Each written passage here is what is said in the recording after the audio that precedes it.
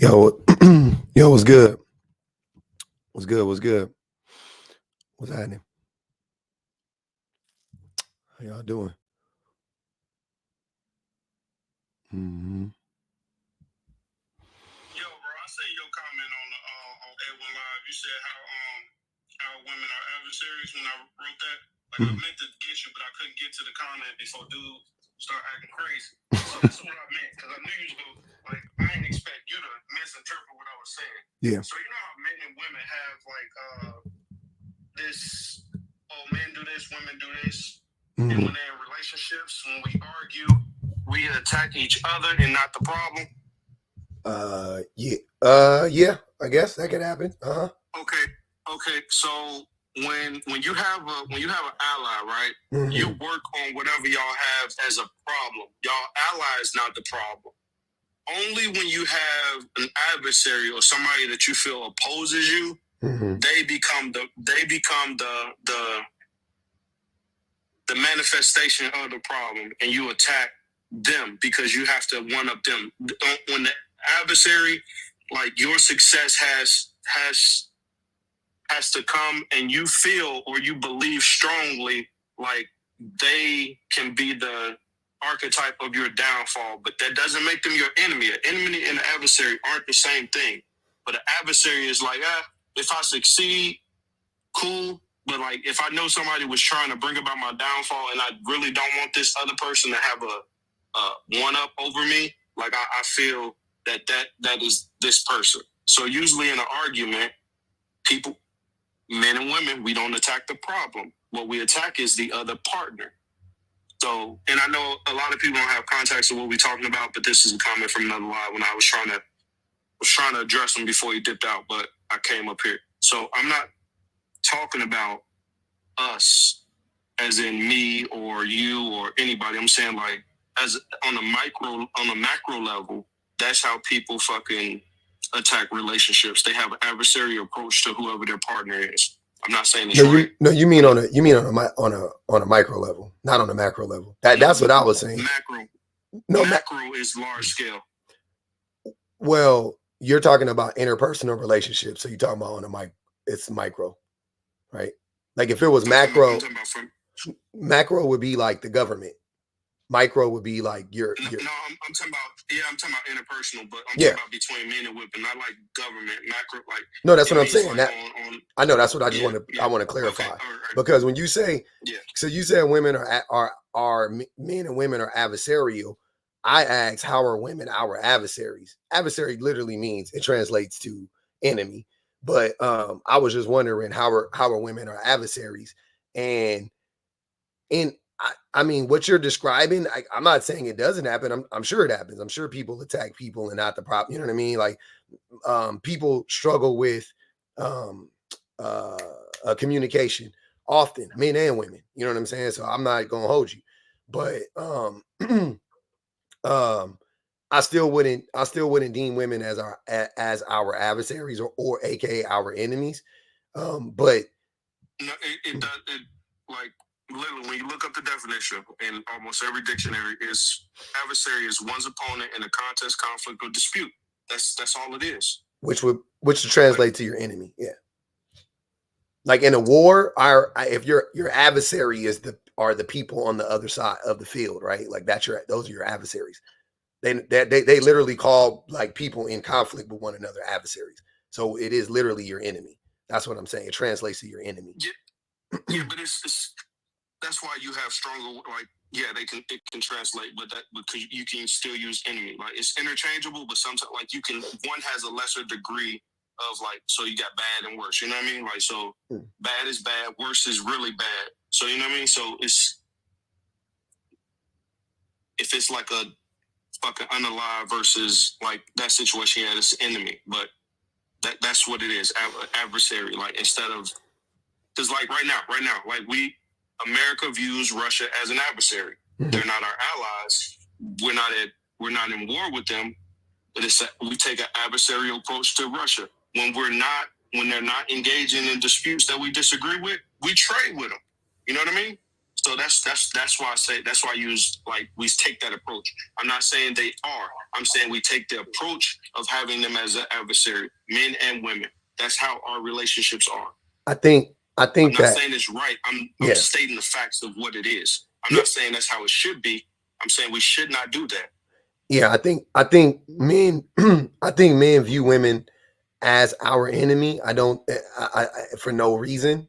And I think that women view men as their, like, women look at men as we are their enemies, but they're not against us, but men treat women as if women are the enemy. So women are just recognizing that they are actually being treated as the enemy. But I don't think they're the adversary to men at all, because they don't do anything adversarial to men.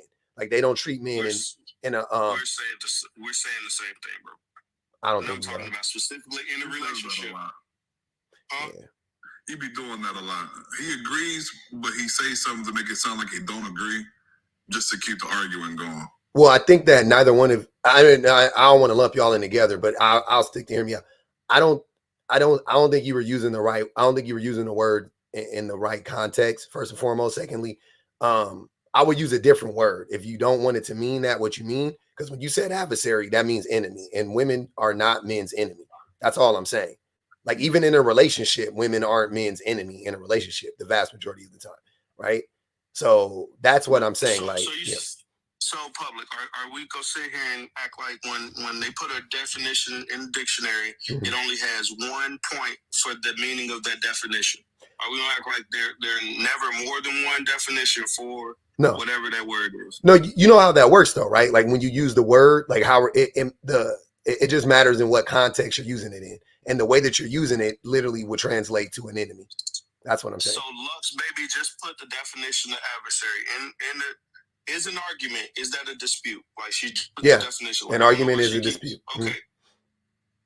So if you're having an argument with your significant other and you attack them based on trying to win the argument, you win the argument instead of solve the problem, is that not an adversarial approach to your relationship? What? Because nobody should try to win the argument. Like, if you have an argument with your significant other, if you have an argument, that means you perfect sense, man. That means you two have a problem in your relationship.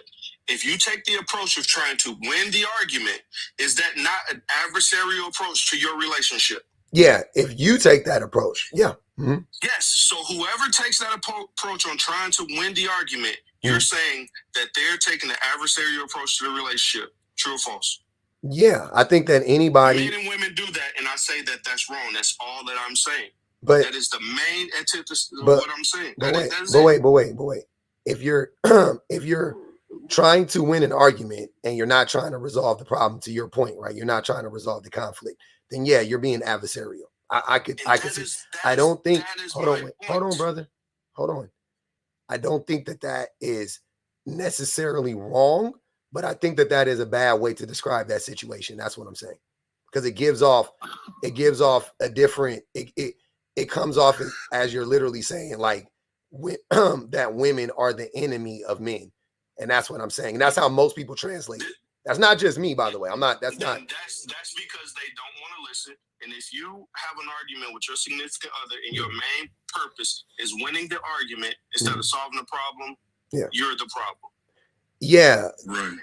I got you, and I would also add to that though, like I'm saying. So when you say that, you said men and women are adversaries, right? Like, me, we view. I did not. You did. You said we view each other as adversaries. Yeah, that's what you were saying. So those are general statements. So you're saying that most women view men as the enemy, and most men view women as the enemy.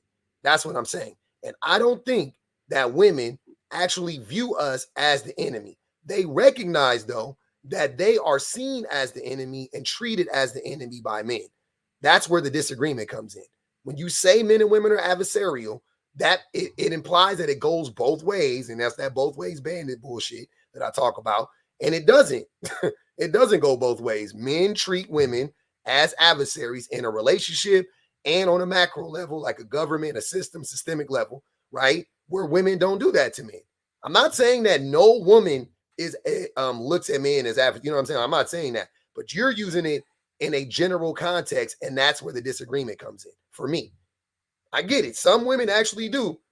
It's like that men are the enemy, and and I'm like, fine. And this is where it's gonna get convoluted, because I came up here on your panel and they have no context on what I was saying. In the context of the conversation we're having, and like I want to address him because I know he has a public platform, and like I will unalive on this hill. Like even with the most healthiest looking relationships, men and women do this, and I'm not gonna sit here and be fucking like.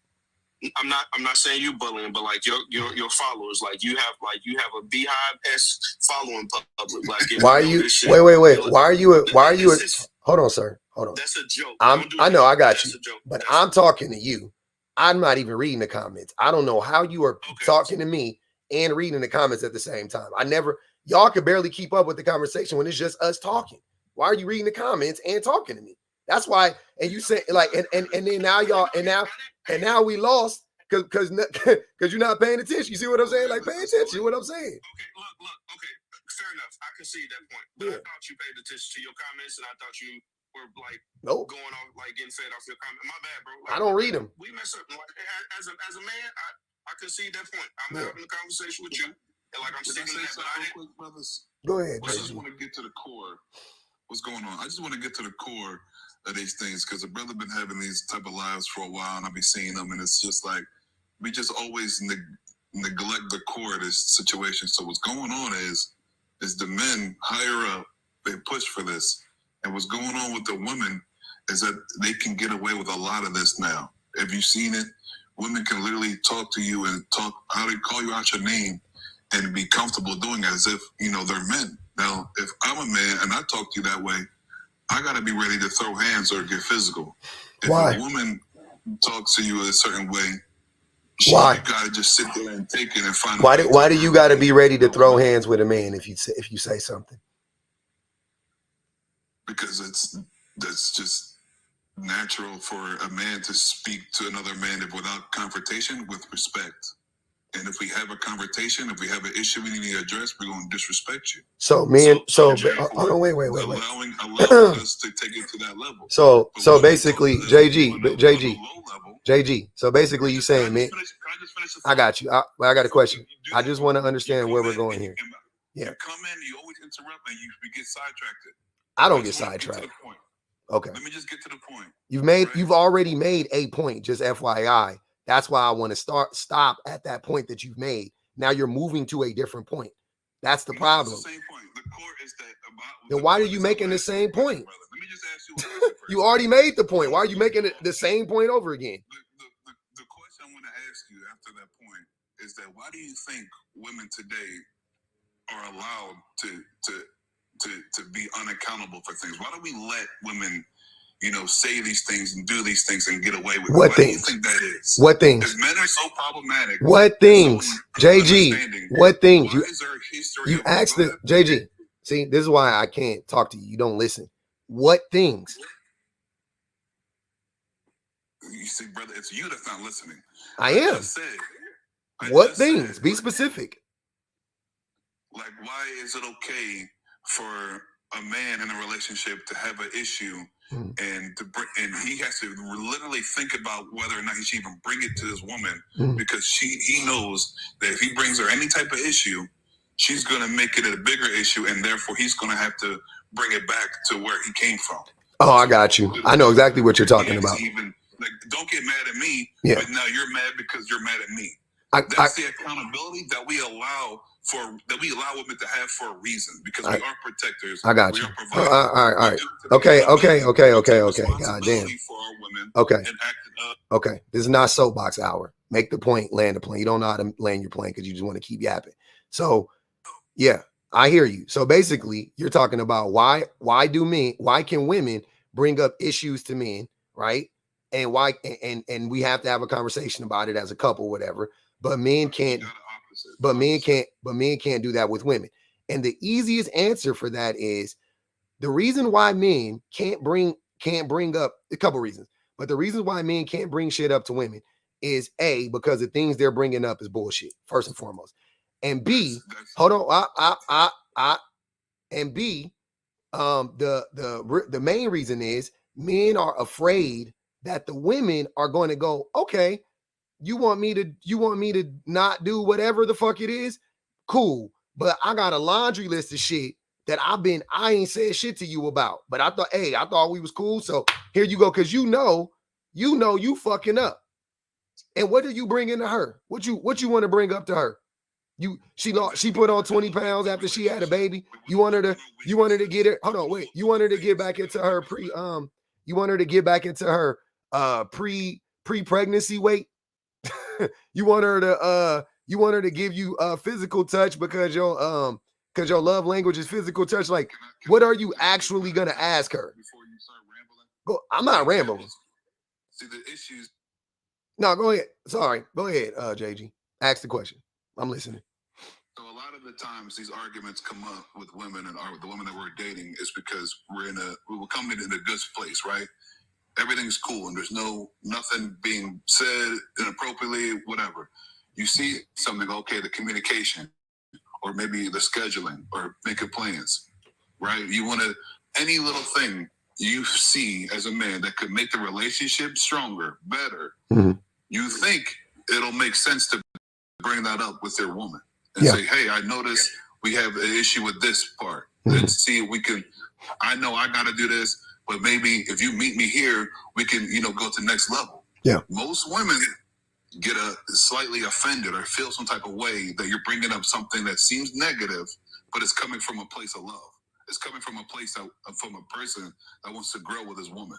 Not because he wants to criticize her or correct her or control her. It's like, hey, I want to elevate. How do I elevate this relationship that we're already at? And how do I communicate this without creating a problem? And at the same time, why do men naturally just take the accountability? Like, oh, I shouldn't. Men never take accountability. Fix it on. Why do men are so? Why are every woman, all colors, all walks, they're going to have that card to pull, and it's going to work. Yeah. And there's a reason for that. Okay. There's a reason for that, brother. Okay. That's what I'm trying to get to. All right, you're done. Allow these things for God damn. Jesus Christ. Shut up.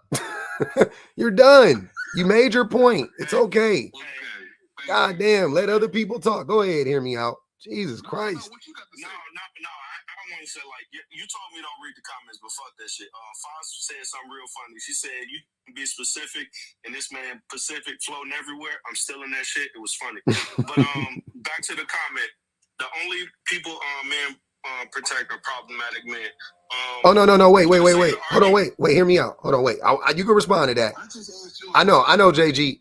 Sir, I got it. Jesus Christ. I thought you was going to respond to what he said, but I'm going to respond to what JG said. So like I said, JG, men don't take accountability in relationships. Men don't take accountability for shit. You're doing it right now. You're doing it right now. You're doing it right now. You are playing. So do you want me to answer? Hold on, brother. Do you want me to answer the question, or do you want me to fucking coddle you? You want me to tell you the truth, or you want me to lie to you?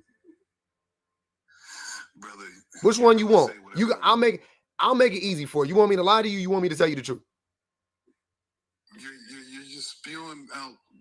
So you want me to lie to you? Okay, cool. Here you go, JG. Men take accountability. Hold on, wait. I got you. I'm gonna make you feel good about it. Men take accountability for everything in a relationship. That's why in a relationship, men are never the problem. It's always the women, right? Men do everything. We bring up. We are the ones who are doing all the emotional labor in the relationship. We are the ones who do all the physical labor in the relationship. We take care of the kids the most. We pay attention to the women the most. We clock everything in the household. We pay the bills outside of, we make the money to pay the bills outside the home. Then we come home and cook and clean for everybody. We schedule all the appointments to all the doctor's appointments. We know all the social security numbers. We know all the teachers' names. We know every kid's allergy. We know what our men don't eat. We know our men don't like anchovies on their pizza. We know our men are allergic to cheese. We like, that's our women. I'm sorry, our women. I'm thinking women. But yeah, so that's what men are doing. You're right. Right? That's what you wanted to hear. You want me just to lie to you? Fine. God damn. I don't know why you come up here to ask me a question that you already know the answer to. You already know the answer is men are fucking terrible in a relationship the vast majority of the time. That's the truth. That's the truth. The numbers back that up. Every fucking study on this backs that up. Every single bit of data supports that. Common sense, observable truth, whatever you want to say. Everything supports this. Men are more abusive. Men are more neglectful. Men lack empathy. Men aren't as nurturing. Men are more bigger liars. What the fuck are you talking about? You just making up shit. When was the last time I've asked so many men this? When was the last time you had to tell your woman to do anything? Well, women are like cats. Women are like cats, bro. And I think it's funny because we have always, for a long time, not always, we always refer to women as cats, but women are really like cats, like domestic cats, right? You don't have to do shit for a cat. Like really, like if your cat was hungry and you didn't have food and you let your cat go outside, your cat will find food. You know what I'm saying? If you don't have to bathe your cat bathes itself. You don't have, you know what I'm saying? You don't have to, like, cats are very independent. They come around you when they want you. They don't necessarily need you. If you let them loose, they'll survive and thrive on their own. But they, when they come around you and they want you to pet them and shit like that. Men are fucking dogs. And I ain't talking about cheating. Men are dogs. You got to feed us. You got to give us water. You got to give us belly rubs. You got to pay attention to us all the time. We got to be right underneath you at every minute of the day. We need constant validation. We like all the time. It seems like you're just skipping a huge chunk of history of how we treated and dealt with women in the past. And you don't know shit about history. You're just talking. You're just talking about women and men in the 2024 in this new. No, I'm not. Historically, men were worse. What are you talking about? Angel says, so prisons are filled with accountable men. Quote, yeah. Historically, men were worse. Making any sense, brother? You have to take account for everything else. Okay. Thanks, JG. Go ahead, hear me out. He done. He don't got nothing. You can continue making claims and he not saying nothing. He not saying nothing. Go ahead, hear me out. Yeah. So historically, men had, like, for the largest part of, like, human society, recorded human history, like, men have been fucking horrible to women. The complete objectification, like, we're at our best now. That's the funny thing. We're at our best now. And it's still bad. And it's still terrible. It's still, so, like, I agree with that point, publicly. Mm-hmm. So the only people men protect are problematic men. So what about the issues in hey, JG, this man literally started talking. Can you finish? Can you wait till he finishes? Y'all don't have the range. JG, come on, man. Come on, JG. Don't do that. No, what's going on in Saudi Arabia? Wait. What is going on in Saudi Arabia? What's the crimes like in Saudi Arabia? What are they like? Tell us.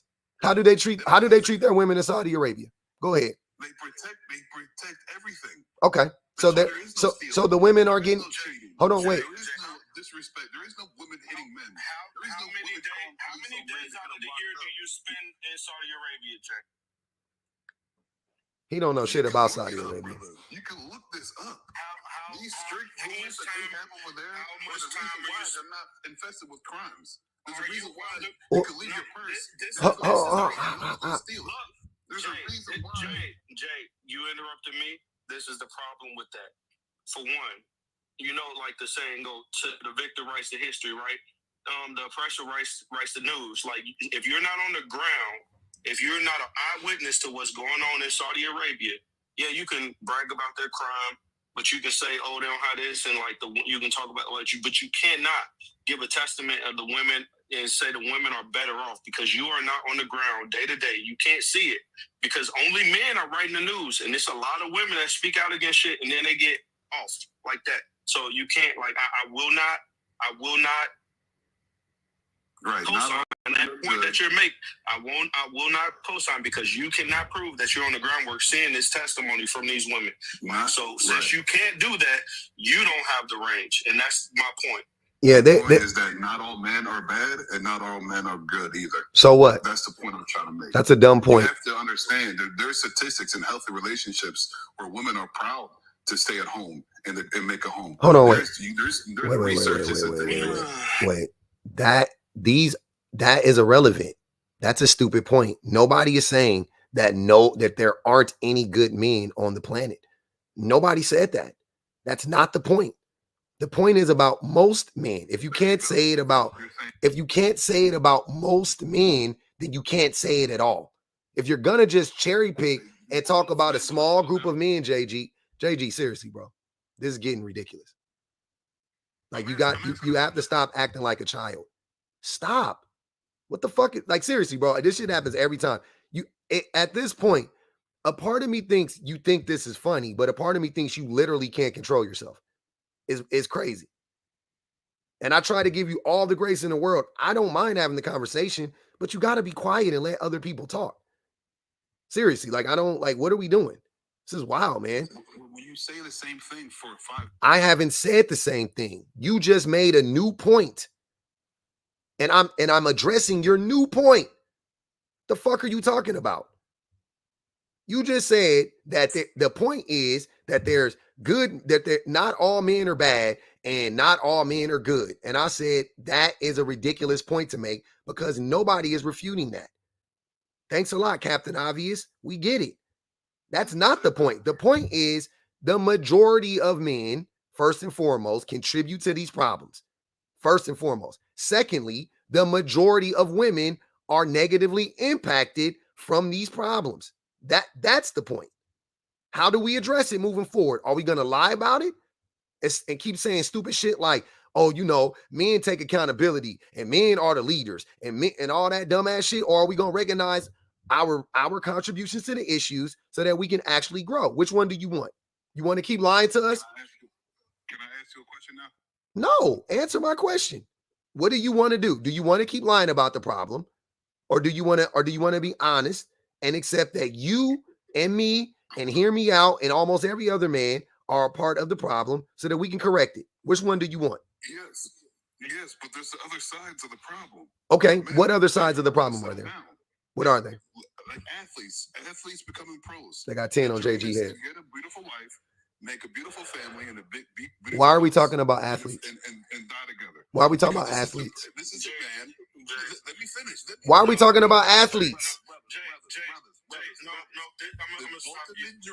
For any man growing up is to get the beautiful wife, get the family, and settle down. God damn. So when like this, not sit there. Can I just finish, bro? I give you 30 seconds to finish, AG. Hold on. I swear. Go. You got 30 seconds. Go, please. Okay. Go.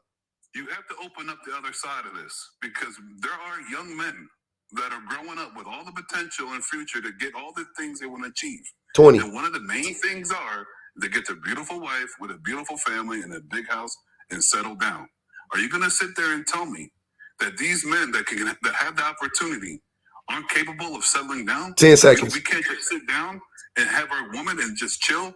You don't think that's what we want? To just have all that be answered and done with? Why do we have to continue to prove ourselves to the woman? We have to continue to show her that we love her. We have to continue to make these efforts and go this, that, and forth. Okay. 30 seconds. All right. We're good. You make us a sandwich. We're good. Okay. You clean the crib when we're gone. We're good. I got you. We're settled down for life. Kim said, JG, this nigga stupid. Okay. I gave you 30 seconds, bro. You couldn't land it in 30 seconds. To answer your question, JG, to answer one of your random questions, which is stupid, but let's answer the question. You just want women to play this role, right? Where you just say, make us a sandwich and clean up. You just want women to be subservient. And you want men to be able to do whatever men want to do while women get abused and neglected, right? Which is the same thing, but we're going to separate the two for the time being. Settle down the same way men want to settle down. Men don't. Wait.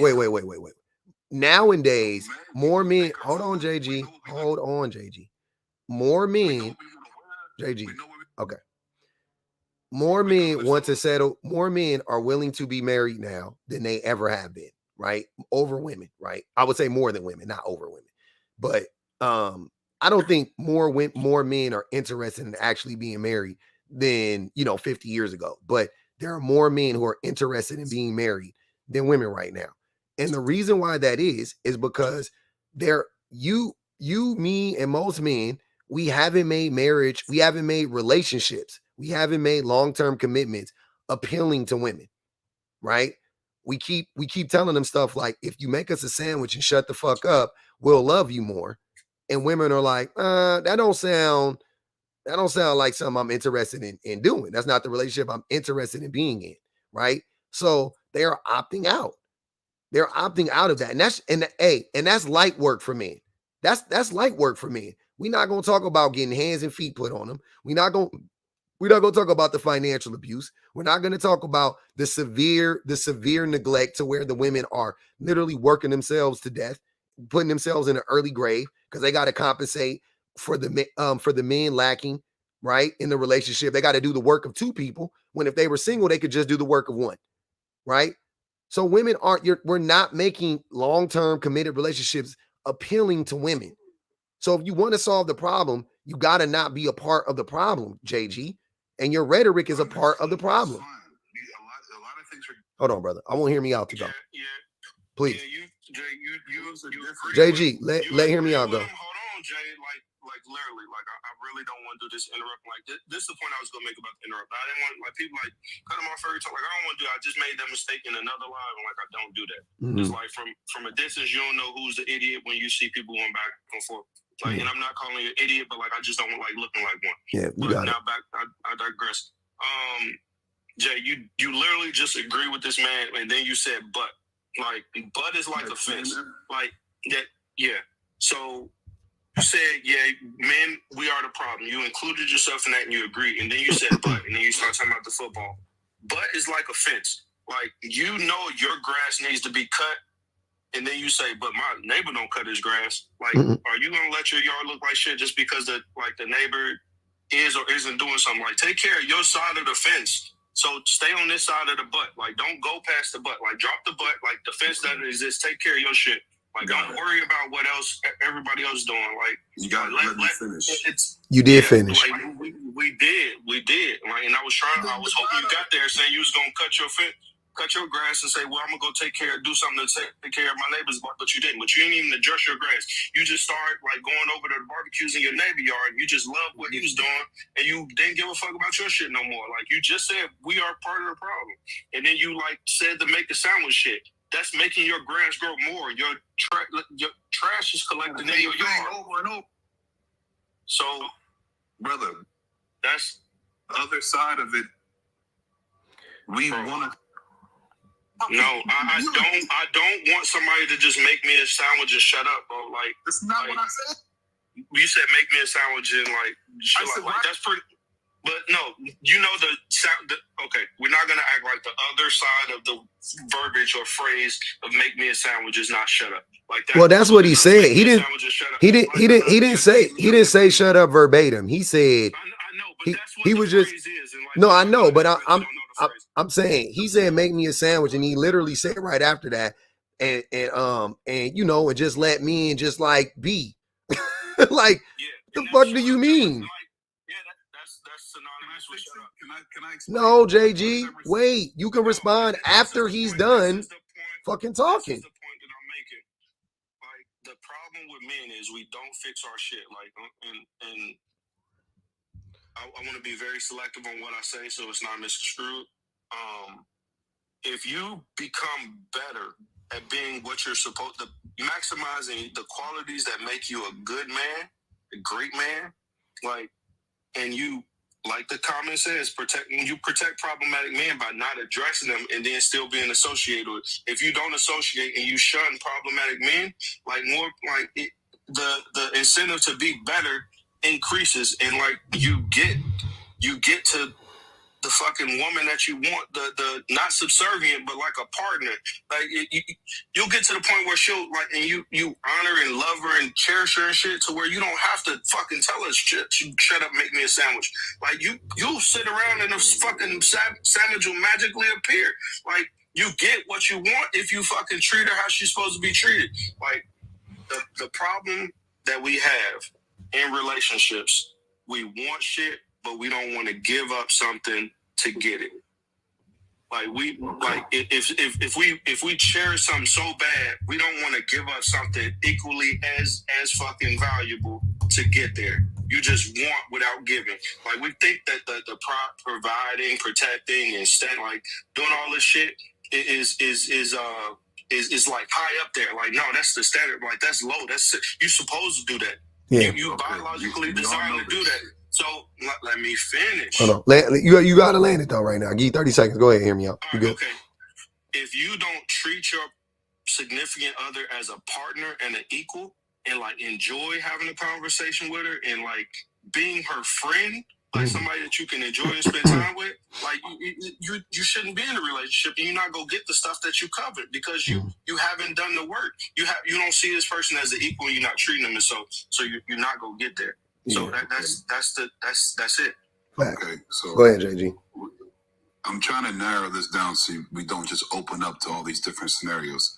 I'm talking about a good brother, a man in a healthy relationship, and that's becoming a healthy relationship.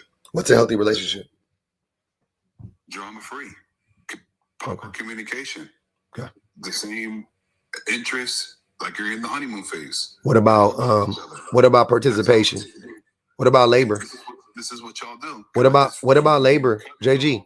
Can I just finish? No, I can speak. Sir, I'm having a conversation with you. What about labor? What do you mean labor? Like income?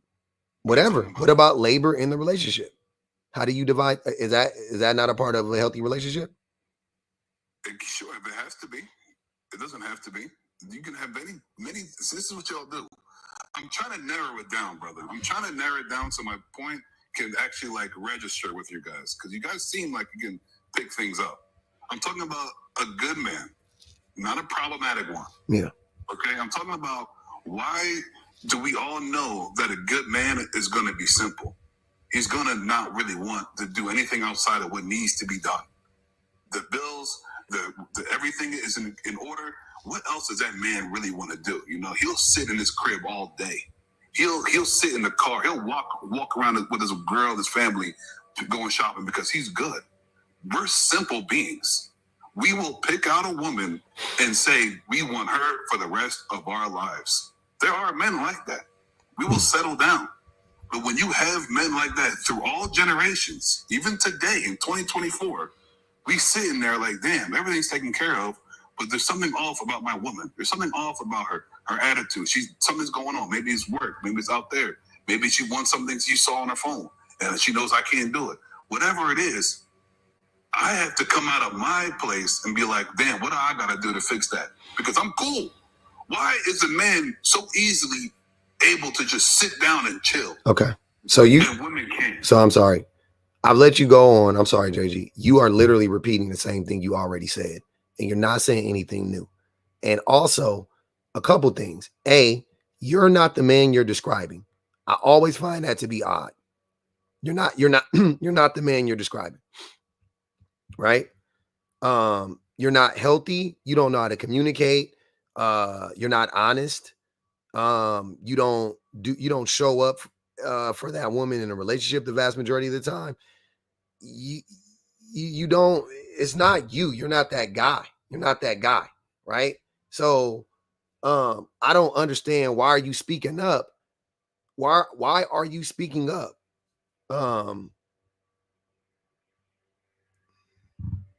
I heard everything you said, JG. You just kept saying the same thing over and over and over again, like you claim we were doing. So I was done. Come on, man. Why are you bringing me back up here, man? Because I was talking to you. Now you're trying to clown me. Like, I'm not clowning you. How am I clowning you by acknowledging that you're not even the man you're talking about? And then you want to mute me up just to bring me back up. Like, come on, man. I'm not muting you. Come on, man. I'm talking to you. What I said makes sense. Since day one, you get all of our bills are paid, everyone's taken care of. We will sit on the couch for 9 hours straight. A woman can't do that. Yeah. They can't sit down and chill. That's why we have these problems. You know why? Women are getting away with a Hold on.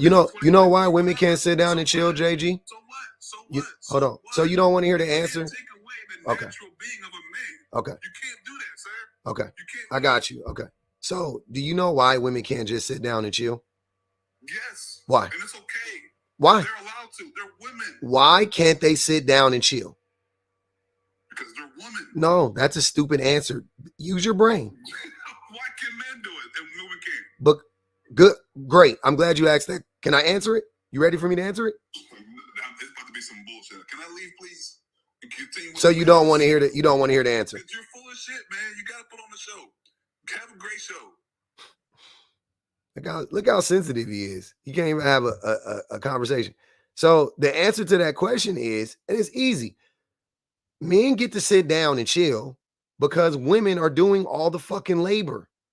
The reason why women don't get to sit down and chill is because women are doing all the fucking labor. And when I asked you when you mention that stuff about what a good man is, I literally asked you, so what about the labor in the relationship? Well, I mean, women can do that or they can't do that. Like that you didn't care about. The labor part you didn't give a fuck about. You couldn't care less about it. And then your whole argument hinges on labor in the relationship. That's what it's all about. That's the funniest shit. Your whole argument is rooted in the labor of the relationship. And he's up here talking about, I wonder why men can go to work, come home, and just shut their brains off, but women can't. Things that make you go, Yeah, that was when I was making, like, you want all these things, but like us as a whole, like we can't sacrifice. If we value that, then and we choose not to contribute to it, then we really don't value it. Yeah. Like men won't do the work. Like so that like you want all these things, but you aren't willing to do any of it yourself. Like you're not even to where you really have to, but not even be willing to. Like you're not even showing your woman that you're willing to. Like a lot of women, like some women, because I don't want to say a lot because that is misconstrued like majority. But if you are willing to do certain things, they might even stop you. They might just appreciate that you're willing to do it. But men don't even do the bare minimum of even trying to be willing to do certain things, like wash a dish or fucking vacuum the floor or put away the laundry. Like so, and we want a sandwich. Like you can't do that. You can't expect even your highest level of comfort and highest level of comfortability and not even be willing to do what you think. Well, like that's see her work is something that's beneath here. Like maybe she think making the sandwiches beneath her for you, but she do it. You want her to do it. That's crazy. Even when men do that, even when men contribute, right? Even when men like do labor in the home. The funny part about that is that women still do the majority of the emotional and mental labor in the home. Still, even when the man cooks and cleans and mops and sweeps and dusts and you know what I'm saying, it helps with the kids and all of that, she's still the fucking CEO.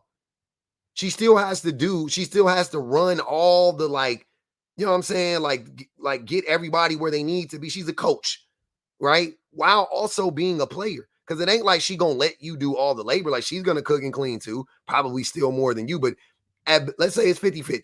Let's say you cooking and cleaning 50-50, right? She's still doing the majority of the mental load. She's taking on the majority of the labor that way too. Like women just don't get a break from men. Like men don't give women enough of a break to sit on any live, to be in any relationship talking about why can't women just chill? Why don't they get to just sit back and drink a beer next to me? Because they gotta be worried about all the shit that you're not, sir. That's why. The same way when you show up to work, you don't gotta think of you. All you gotta do when you go to work is think about your job, your task. Right? That's what you do when you go to work. Men get treated the same way, work and home. When you go to work, you do your job, right? Typically at the job, they don't ask you to do stuff that isn't, in your job description, right? They might ask you here and there, but not consistently. You know what I'm saying?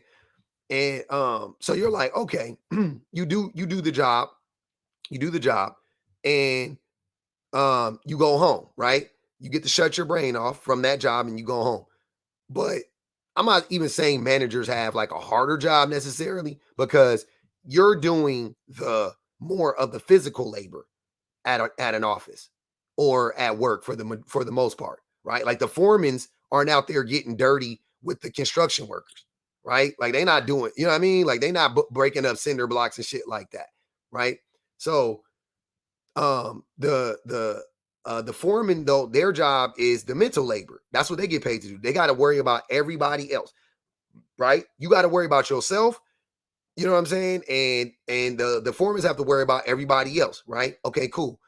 Now at home, the woman is also on the front lines with you, doing all the labor physically with you, and then she has to put on a different hat and be the foreman too. That's what I'm saying. Like, that's the difference. So she's doing 150% more labor than you are. You see what I'm saying? Or I'm sorry, because 150% doesn't exist. She's doing 100% more labor than you are because you're splitting the labor with her, but then she's doing 100% or 80% of the mental labor. I mean, this shouldn't be this hard to get through to men because even JG just admitted men can just chill. He just made the point. Men get to just go home and not do nothing and not worry about nothing and not be stressed out about nothing. That is the proof right there. He just admitted it. When I come home, yep, that's what I get to do. Yeah, and in the same token, don't acknowledge that it's a value.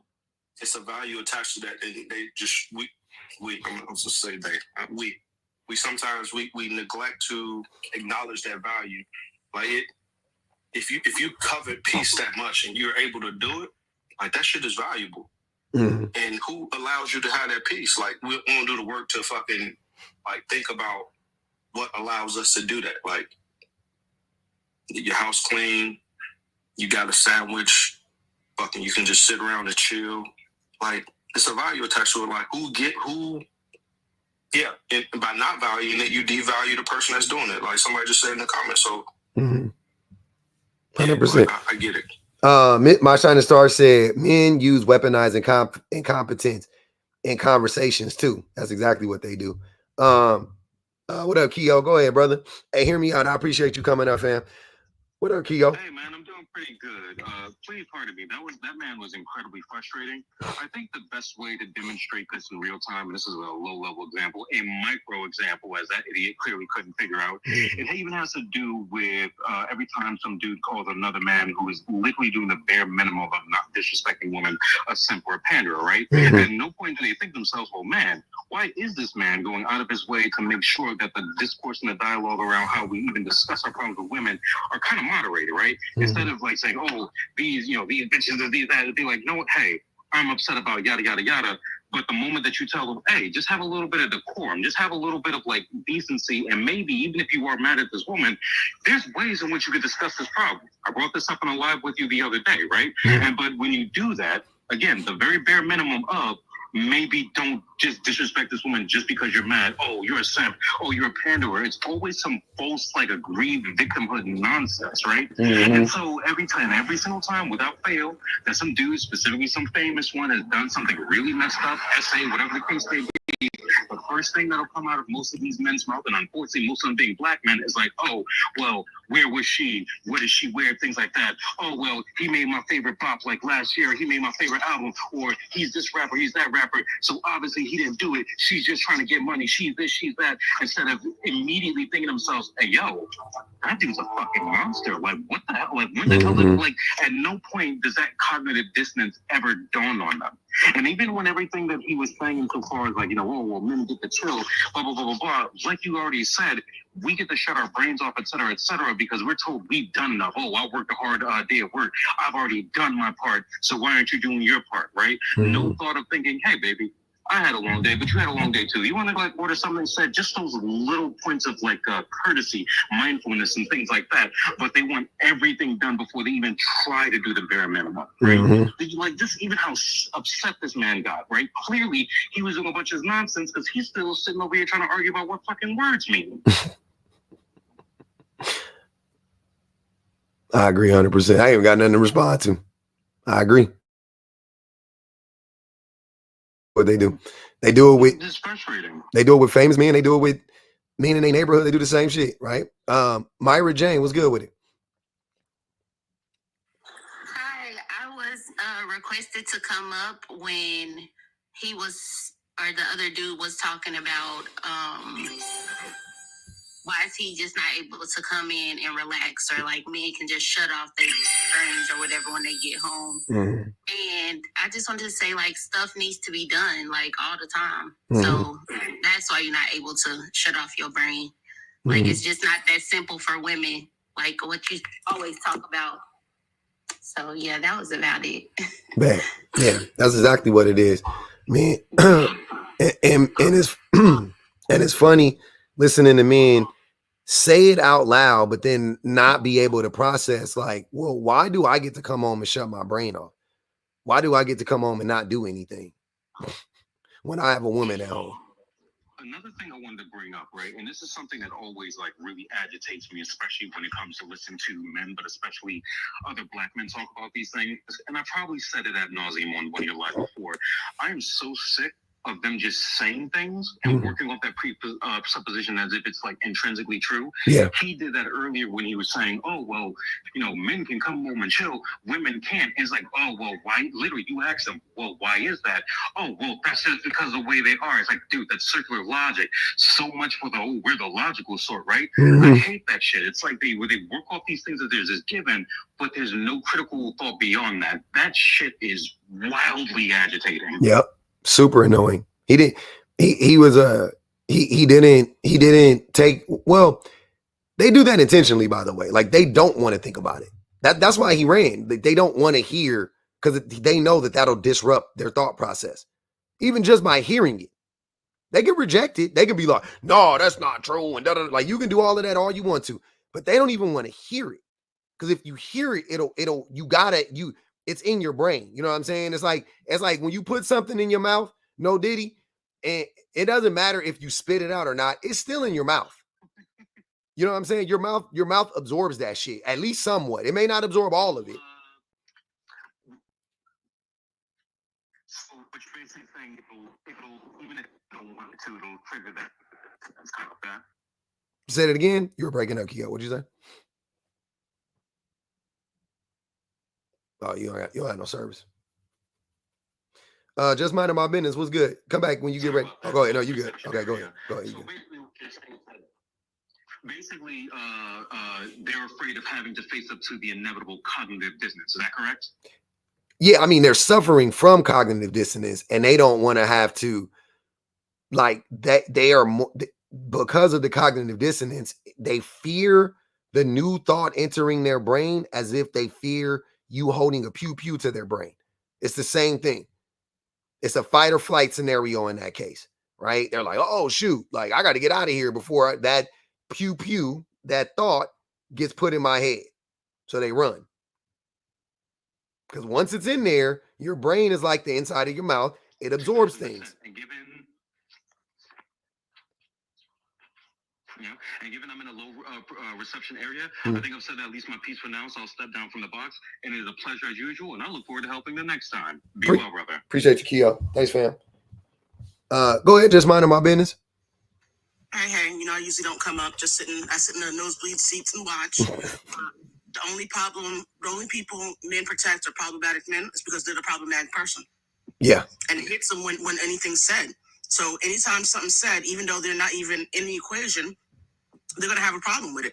And they don't understand that every time they come up here to speak on it, they're protecting the problem. Yep. They'll never get it, don't want to hear it, and don't care about it. So, I mean, that's why they keep coming up and arguing.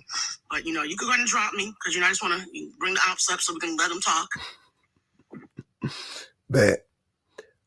Yeah, it's a lot. It's definitely a lot of that going on.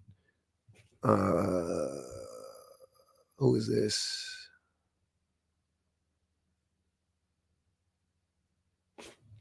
Yo, yeah. So yeah, you're more than welcome to come up. Definitely, if you are in opposition to the point, I would love to hear your thoughts. How men are only men men scream that they're protectors. I have come to the realization that our sole purpose in society is to protect and uphold the patriarchy. So yeah, we are protectors, but we protect the thing that's harming us the most. right? We ride for the enemies, pretty much. We are our own worst ops. We are definitely our own worst ops. And it's sad, you know what I'm saying? At this point, it really is. It's and frustrating for me personally, having these conversations with men over and over and over again. Because as you guys just saw right now, it's like they don't want to hear the truth. They don't want to hear the truth. They don't want to hear the truth at all. Right? They want to hear you lie to them. They ask you a question, you try to answer the question, and they want you to lie to them. They want you to coddle them. They want you to tell them that everything will be okay and women are just as bad and they contribute to the problem and there's still good men out here. When they say, like, what I get from the whole, like, there's still good men out here is I think that they're saying that because they hope to still find them a good man. Because who are you saying that for? Like, you're not the good man you're talking about. So are you hoping that you find a good man?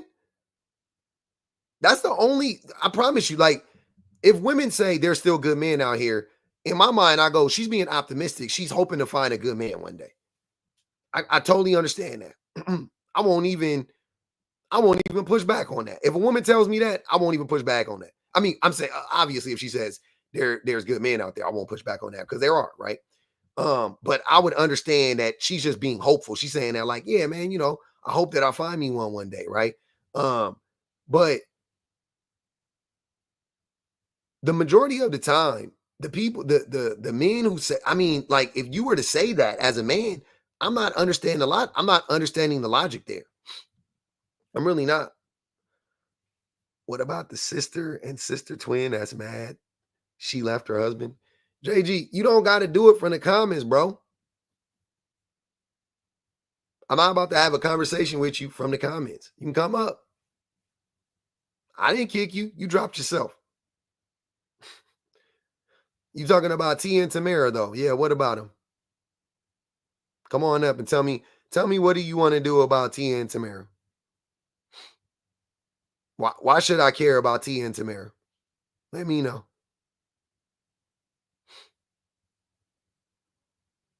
I'm curious. Why should I care about? I think it's Tia. Tia's the one. I had to hop in the shower real quick and go to work, but I wanted to hear what y'all was still talking about when I hopped out. So you were just saying about oh man, but it just brought up that woman, the sister twin. You know what I'm talking about? She was like, I would never find another man like that. I ruined it. Like, when did she say that? What's wrong with that? When did she say that? It was in an article. She said that in an article? I never read that.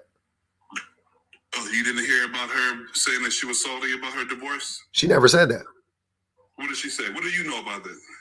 As far as I know, everything that I've ever heard people try to say about her or anything that she said came from men and pick me women. Like, I haven't heard her. I've heard her talk about her divorce several times.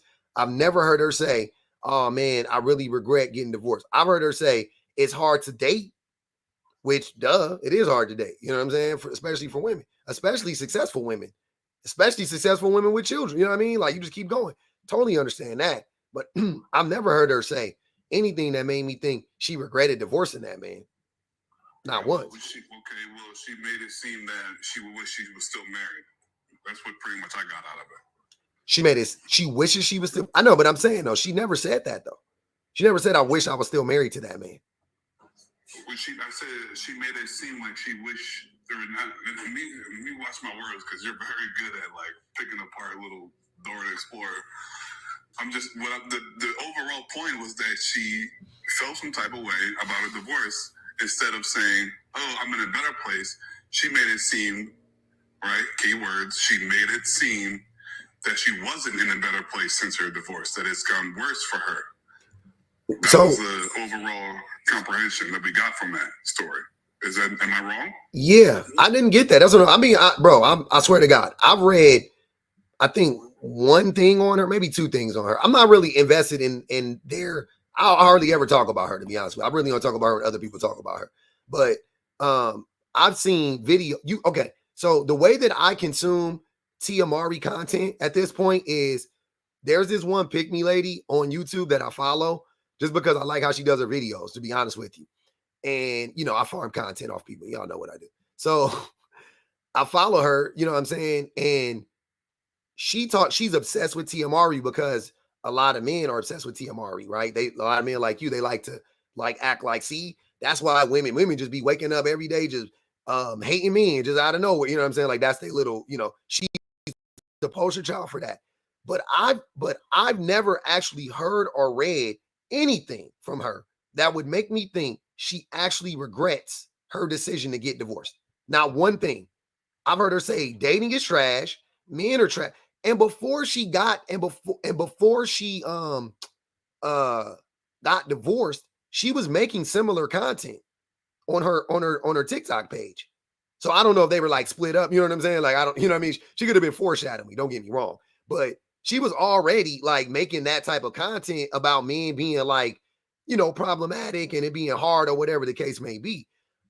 I don't get that she's upset about anything. I mean, I'm not really. I'm just. I guess you know. But what's your? But wait. I'm sorry, JG. What's your point in saying that though? What do you? You know what I mean? Like, what do you? Why did you bring her up? My point is that we are sitting here not blaming the woman, right? Like men like me, I sound like a woman blamer, right? I'm one of those problematic men, right? That's what I'm going to be categorized in this conversation. So what you have to realize is that it's not that we're problematic or we're jealous or we're envious. It's that we see what women can get away with. And what can women get We away see with? the benefits of what women can do with their bodies, their choice of words, their actions. And it can be a little resentful because it's like, damn, if I was a woman, I'll probably do the same thing too. If I can get away with it, why not? So you're jealous. For brothers like me. So the point is that she was given these options. She was told that she can do without. She was told she can leave or whatever. And it took her a while to make that decision. That's not something JG, real quick about Tia Mowry specifically. About Tia. No, I want to ask you a question about her real quick, or just not about her, but in general. So, men are supposed to provide, right? Correct. Okay. We should want to. You know what I'm saying? They should though, right? Like that's our duty, isn't that? That's what you say all the time. That's our exactly. Okay, cool. So that's our duty. Okay. So how do you feel about a woman in a relationship with a man when she is the breadwinner and was the sole provider for a long period of time? How do you think? How do I feel about that? Yeah, like if she felt some type of way about that man, would you feel like if she left him, would you feel like that would be warranted because he wasn't providing? No, because in each situation is different. Well, in this, in this, hold on, wait. In this situation, though, JG, hold on.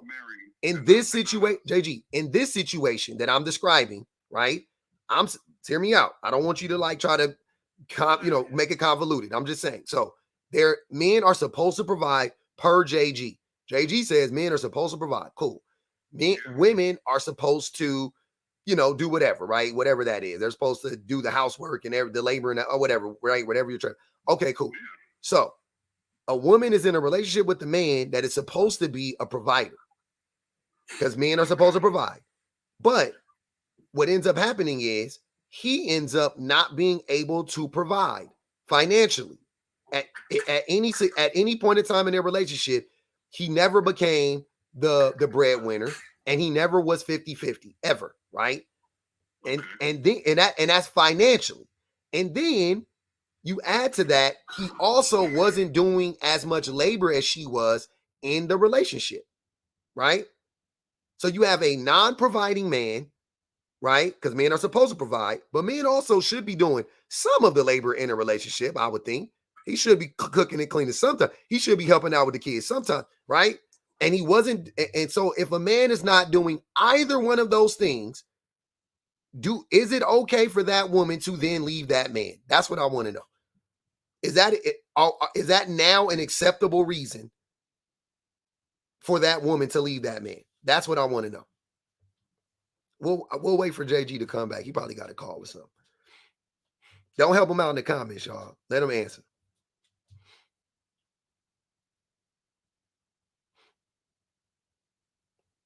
while we're doing that, Curls on Plane said, men like that need women to believe there are good men available so they can lie / pretend to be those good men and thus mistreat those hopeful women. Exactly. Perfectly said. Oh, JG dropped. Damn. I wanted him to answer that question. My Shiny Star said, what do they provide? 1,000 chores and stress.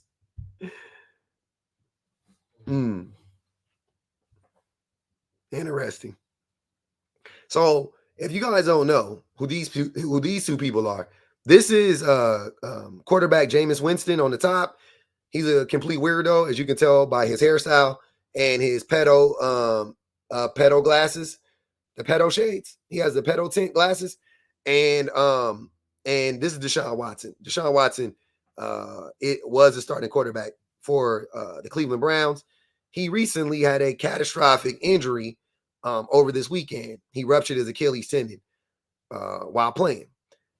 Jameis Winston is his backup. He took over for him, right? After the game, when Deshaun Watson went down, the crowd in Cleveland, not the away crowd, the crowd in Cleveland cheered. The crowd in Cleveland cheered when Deshaun Watson went down. Jameis Winston then goes on a rant after the game. Now, was he making sense? I don't know. But he went on a hell of a rant. He went on a hell of a rant after the game, right? And he basically is defending Deshaun Watson.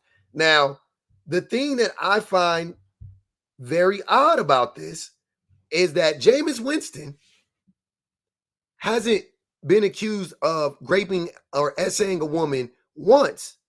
Not once. Twice. He's been accused twice. Once as a college athlete and another time as a professional athlete, right? Deshaun Watson currently, I think, has something like 27 or 28 women who have come out and claimed that he SA'd them. Somewhere around there, if I'm correct, 27, 28, right? So I find this to be odd. I find him, because if it wasn't him, right, and other athletes have as well, don't get me wrong, other men have as well. There's other men as well. Myles Garrett, his teammate, defensive player Myles Garrett, also came and spoke out for him, right? But I want to talk about Jameis specifically because of his background, right? And I'm gonna let you guys hear what Jameis said, because it was very interesting to me to hear what Jameis said. I was shocked that he had the unmitigated gall to do this.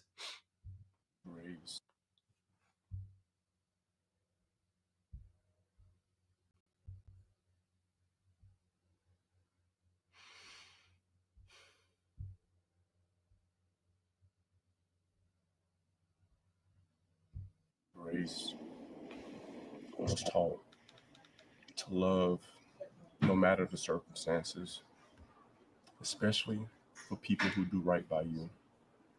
I'm grateful that I had a chance to serve the son, but I am very upset with the reaction to a man that has had the world against him for the past 4 years. And why has the world been against him, Mr. Jameis Winston? Why do you think the world why has the world been against this man for the last 4 years? Could it be the 28 allegations of SA against women? Maybe. And he put his body and life on the line for this city every single day. No, he didn't. He put his body and his life on the line for a paycheck and notoriety and fame. Regardless of your perception, regardless of what you thought should happen with him, he committed every single day that I've been here to be the best that he can be for this team. And I know I come from the deep South. He should have said, I thought he was going to say, and I know I come from some terrible, past allegations myself. Birmingham, Alabama, Bessemer, Alabama. So I know the standard that hungry fans want. But the way I was raised, I will never pull on a man when he's down. But that was the first sign that the man was illiterate. Because you've never heard the phrase pull on a man when he's down. That was like a first, like my eyebrow went up. I was like, pull on a man when he's down. It's a weird statement. That I've been here to be the best that he can be for this team.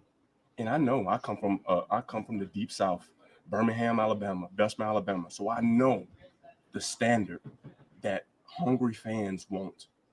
But the way I was raised, I will never pull on a man when he's down. Damn, he said it twice. But I will. He said it twice. He said pull on a man when he didn't mess up the first time. He said it twice. Will be the person to lift him up. And that all of us have unique experiences. All of us have circumstances, conditions, and facts that we face. Y'all catch that? He said all of us have circumstances, conditions, and facts.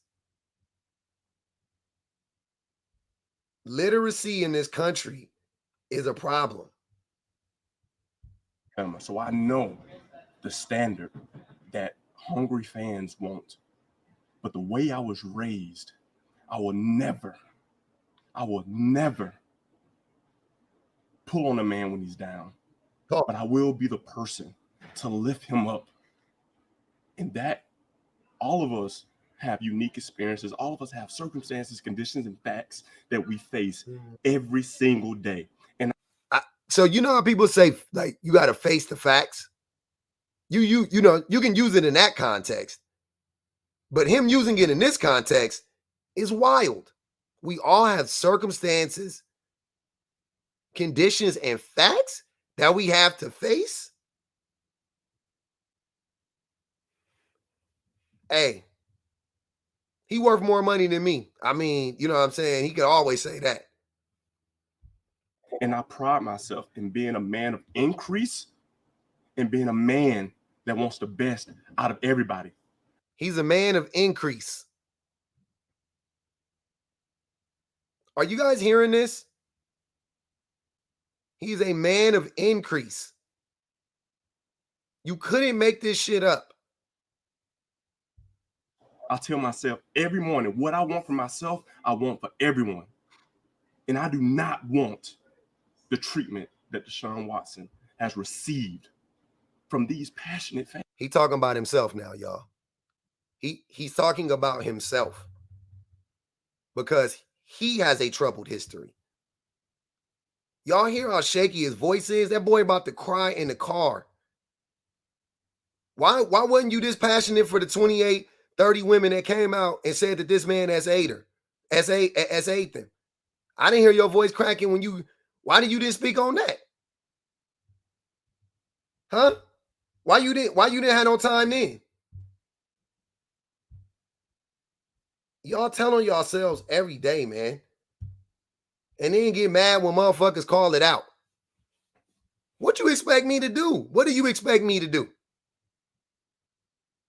I'm not reaching. I ain't lying on men. I'm not making up nothing about men.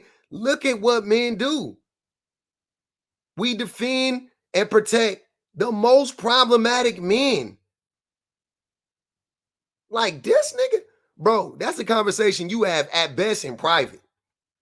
Man, I just didn't feel like it was right. I didn't feel like it was right. What happened with Deshaun Watson? That's the conversation you have at the team dinner. That's the conversation you have in the locker room. You without the cameras around. That is not the conversation you have on a fucking soapbox in front of the world. That's not it. That man been down and out for 4 years. I just don't know why.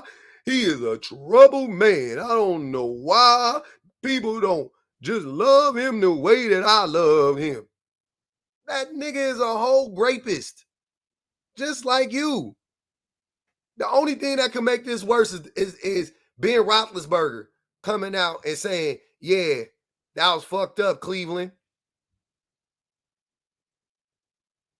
That's the only, with friends like these, if I was Deshaun Watson, I'd text this nigga, hey, I appreciate you, fam, but please shut the fuck up. Please.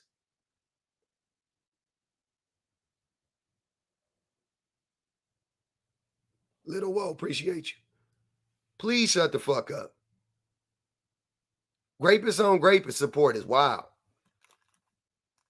So, can any man tell me how can men do this? How can men do this, but also be protectors? You can't protect problematic men while protecting the victims, right? Of problematic men. That doesn't make sense.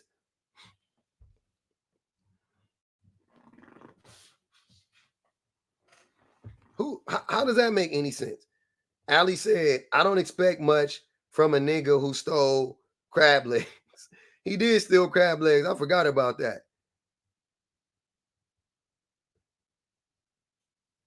He did, man.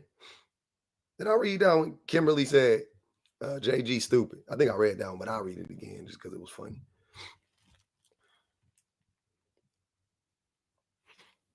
So if any man could come up here and explain to me how men are the protectors. We already know men ain't the provider. How are men the protectors?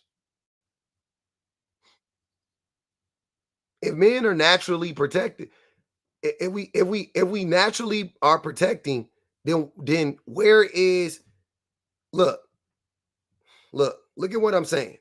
Look at what I'm saying. Deshaun Watson did his thing, right? He an animal. He did his thing. He an animal. I get why he's protecting him, right? But where are the men to come out and admonish both of these dudes? But started with him in this instance, because what? And then remind everybody why we don't fuck with Deshaun Watson to begin with. And I also blame the Cleveland fan base. Yeah, it's convenient now because Deshaun Watson been stinking for the last 4 years, right? He missed the whole season, and now he been stinking this whole time. So that's really what they was cheering for. They really was cheering because they were just happy to see him, they were just happy to see him go because he was so trash. But if he was balling, they would be cheering for him. And Jameis Winston came in and he was balling, and they was cheering for him. Don't let Cleveland make a playoff push and Jameis Winston start cooking. They gonna be cheering for him. They not gonna boo. So I blame the fans too. Y'all don't get off the hook either. And the vast majority of the fans are men. These are NFL fans. It's 85% male, 90% males. No doubt about it. Where the fuck was your antenna? Where the fuck was your antenna when they put this motherfucker on the team? Y'all should have boycotted the team. If you cared that much about what he did, why didn't you boycott the team? Everybody hands is dirty in this shit. NFL hands are dirty. Ownership hands are dirty. Management hands are dirty. Players' hands are dirty. And fans' hands are dirty. Everybody got a hand in this. But I would be remiss if I didn't mention the fact that 90% of these people are men. Conveniently, right? It just so happens to be men. Men protecting men. Men protecting problematic men. Men giving $100+ million to a fucking rapist. Men hiring a fucking rapist to back up a rapist. This is ballsy, by the way, for Cleveland management and ownership. This is a ballsy move. Rapist on rapist? Backing up a backup rapist? So everybody gonna get raped at the end of the day. Cleveland gonna make sure women gonna get violated at the end of the day. At the end of the day, Cleveland said, nah, we we gonna really make sure the women get in touch. Grapist on grapist work is wicked.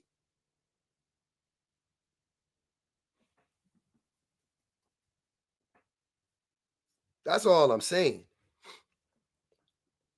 I've been trying to get to the bottom of this. So we done. We finished this. We done. Y'all don't want to yap about it? Okay. Here, let's ask it in another way.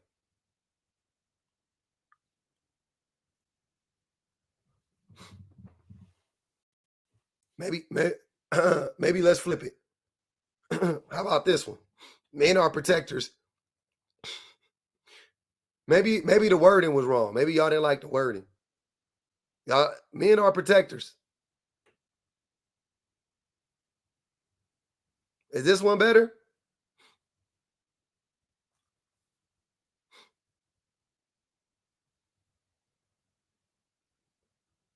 Y'all let me know. Is this one better? Men are protectors. Men, we are actually protectors. We are protectors. I ain't gonna hold y'all. Men are actually protectors. Pookie protectors, yeah. Men are actually pookie protectors. No doubt about it.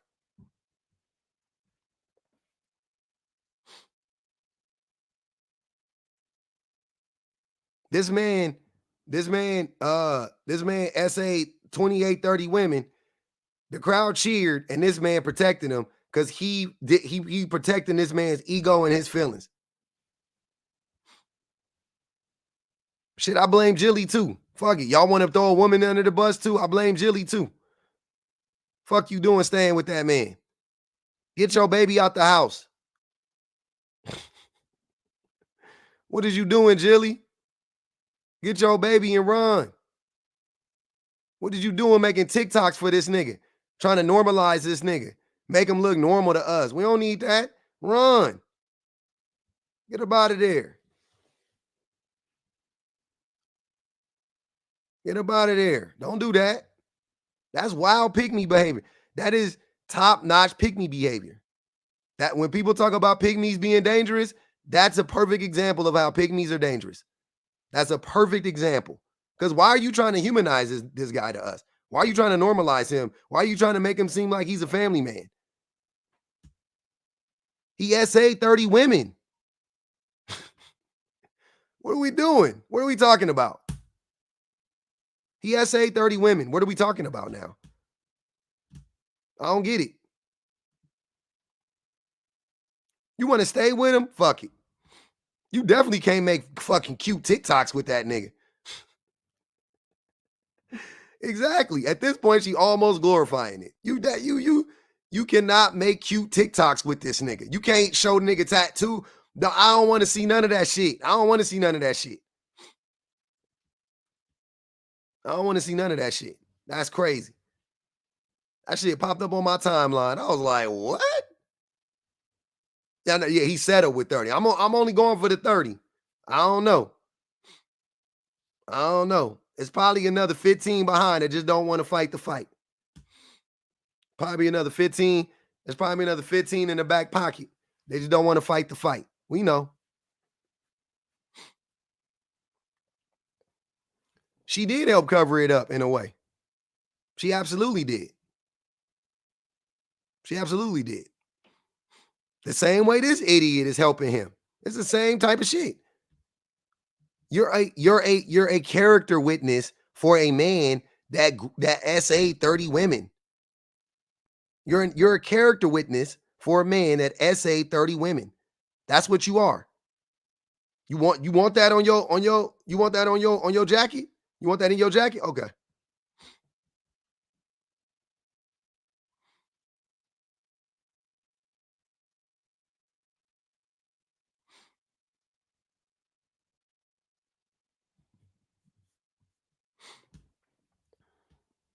That's crazy. That's crazy. That's all I'm saying. That's crazy. It's wicked. It's wild. Yeah. So I don't want to hear it. I don't want to hear how men are the protectors and all of that shit. Because I don't see y'all talking about we not watching the NFL no more because they protect rapists. I'm not hearing none of that shit. We not watching at least Cleveland. Fuck it. You don't want to do it to the whole NFL. Cool. But damn, you supporting Cleveland? Cleveland fans? You ain't getting let off the hook. I ain't watched the Cleveland game since this nigga been on the team. I just know he garbage. Yep. Pittsburgh fans never let go of Ben. Ben gonna be a first ballot Hall of Famer, guaranteed. Ben Roethlisberger is a first ballot Hall of Famer, guaranteed. Promise you that. Promise you that. That's without a doubt. That boy going in instantly. NFL don't give a fuck. Ben raped a couple women. Same shit this motherfucker did. Nah, Ben raped that woman though. He actually raped her. No. I'm sorry. He raped a woman in Florida when he was at Florida State, and Ben raped that woman at that club. Yeah. Go listen. Hey, if y'all can find the audio of the woman telling the story, the woman who got raped, the victim, the survivor, if y'all can go find that, y'all should listen to that. Cause after I listened to that, I was like, ain't no way. And I was, at that point in time, I was still like, you know what I'm saying? Hey, it goes both ways and all that. I heard that woman's story. I instantly was like, nah, Ben did that. Oh, he did that for sure. She told the whole situation. They was at the club. He had a section. His bodyguards, I think, like got her and was like, hey, somebody wants to meet you. She was like, cool. She went to the back. She saw it was Ben. She was witty. She came in the section. You know what I'm saying? It was like a champagne room type of deal, but it wasn't at a strip club. It was a regular club.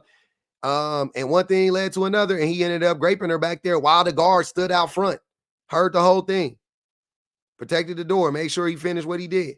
Straight up raped her.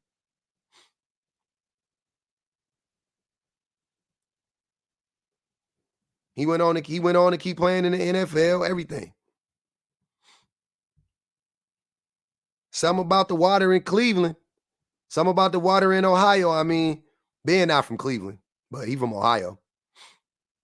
That's the Ohio connection right there. If you from Ohio, y'all got to be down bad right now. Y'all got this nigga, this dude, and Big Ben. Wicked. I'm from LA. I got OJ. Don't worry about it.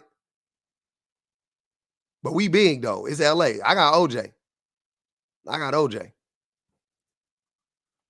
Now, OJ not from LA, but you know what I'm saying.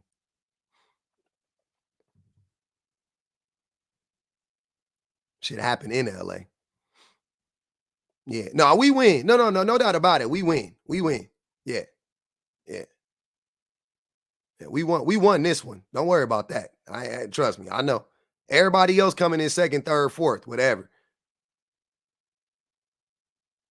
New Orleans got what's his name? Roman Harper or whatever his name was. What was that dude that raped like 42 women? Got convicted. Football player. He was doing it while he was in the NFL. Darren Sharper. Yeah, Darren Sharper. I said Roman Harper. Hey, Roman Harper, I apologize, brother. You good peoples. Yeah, Darren Sharper, nasty ass. Yeah. Mm-hmm.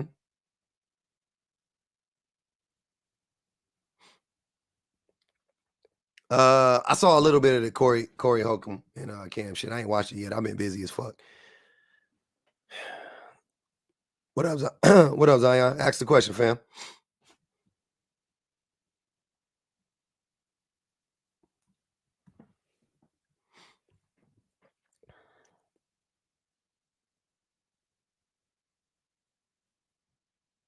I'm gonna peep that. I'm gonna watch the whole thing. Remember that whole Penn State situation? I remember that. I was a fan. I was a fan of Penn State growing up. That was one of my favorite teams. Penn State and USC. My real question is, do you think these men having women by them is helping the storm? What you mean, brother? What you mean? I don't think men being in close proximity to women is helping women. I mean, yeah, helping men understand women better at all, but for some odd reason.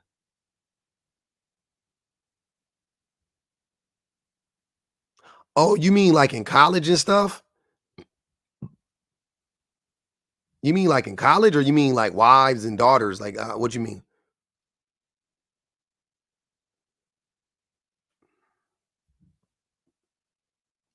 Yeah, or like Kay saying like supporters? Like, what you mean?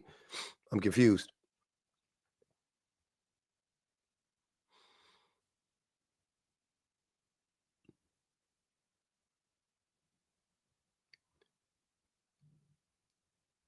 Yeah, college campuses are terrible, atrocious even. I feel like I feel I feel like a lot of these guys are protected from the media for being family men. Oh, yeah. I mean, yeah. I don't think. Yeah, shit. Women. I mean, we know women. We know women add women. What's the word I'm looking for? Women add value, or you know what I'm saying. Women, men are viewed differently based on the men that they have. You know what I'm saying? Or I'm sorry, men are viewed differently based on their access to women or their proximity to women. So, you know, women up your social capital. So definitely, yeah. Hmm.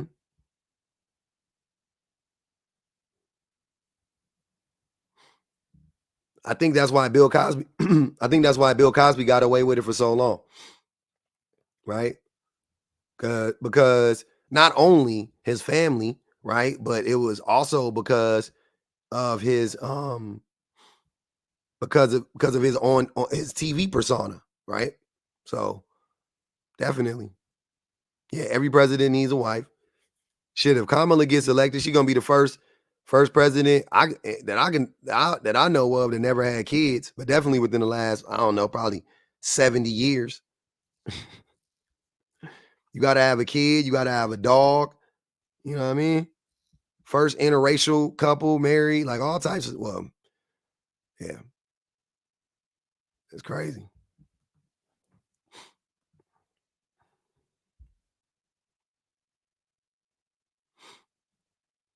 Yeah. I met Mr. Jones, yep. He came out here, we did some stuff. Hopefully you guys like it when we put it out there. Fingers crossed. All right.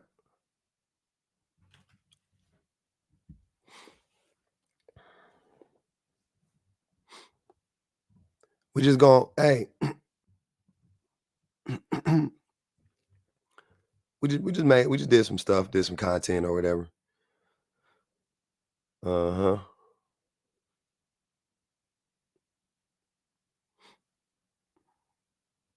Mm-hmm. Yeah, they're a little scared. It's all good. We gonna get them though. They was here yesterday. I might have to restart it. That's what I'm gonna do. I'm gonna restart it. I'm gonna come back with a new prompt though. Feel like every day I gotta restart the lives, man.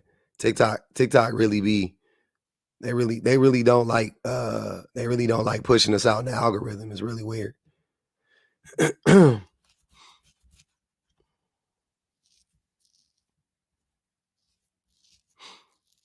You don't think George Washington had kids? Okay. I'm pretty sure he raped some women. Pretty sure he raped some slaves. But yeah, I mean that's the first president.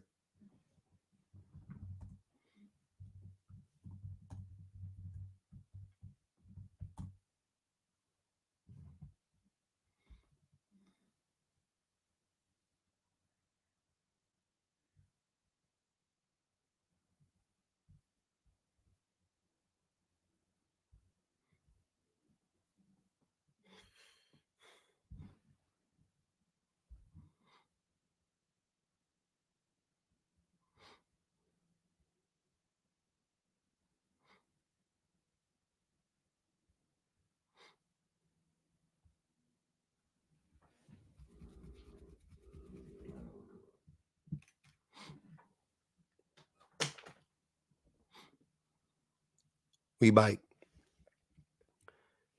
Jefferson didn't either. Oh no, Jefferson was graping. Nah, Jefferson was a grapist. Yeah, he was graping like a motherfucker. Let's get the likes up real quick, man. Share the live to 10 people. Everybody in here. Tell a friend to tell a friend, man. Tap the screen. Definitely on the YouTubes. I appreciate y'all. Yeah, definitely. We gonna have to have that conversation.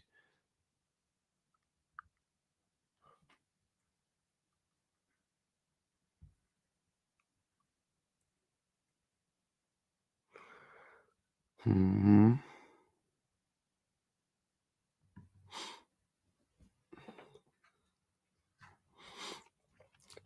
I think I did this one yesterday, but we only did it for a little bit of time, so I brought it back. Do men only care about women's physical appearance is the question. Y'all know what it is. YouTube, y'all wasn't there. YouTube, y'all wasn't there. So I'm gonna spin the block. We're gonna spin the block on this one. I did it like early in the morning. I didn't even make it. I didn't even make it in. I didn't even do like a long live. It was like an hour and a half, maybe. I was headed out the house. I think you put in too many words in these prompts for them. Nah, that's not it. You could just read the top part. You ain't gotta read the bottom part.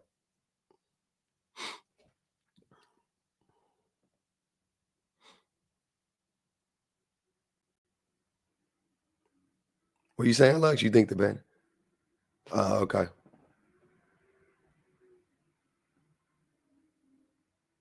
Let's go back.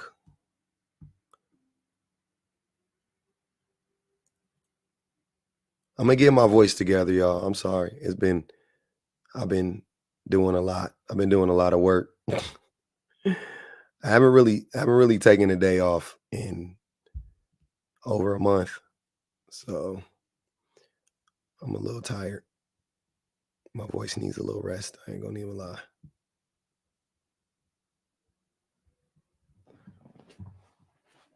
Wait. That's not better? I dropped it down. What the hell?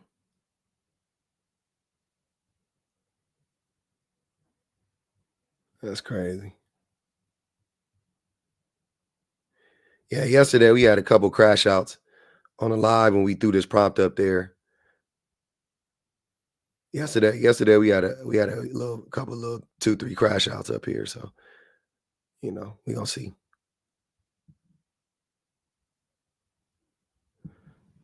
There we go. That's better, right? Yeah. So the question is for my peoples on the YouTube, it says, do men really care about women's physical appearance? If men care about inner beauty, then why do men say all they get from women is her body, or is their body, or their bodies? Either way, that's the question at hand.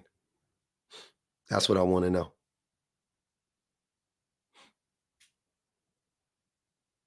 Bad luck. Thanks. So we gonna try to see. I don't think men give a fuck. I mean, you already know my thoughts on this, but I'll say it again. No, I need to rest. I had a terrible night last night. I was up, not feeling well. I'm under the weather right now, currently. Shit.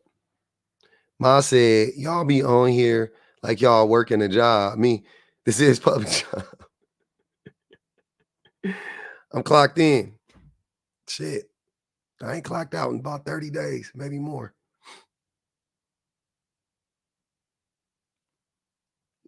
No worries, TK. No, it's all good. Yeah. So I don't think men actually hold on, man. What are we doing? What are we doing? What are we doing, TikTok? What y'all want from me? What y'all really want from a nigga? Y'all gonna push us or no?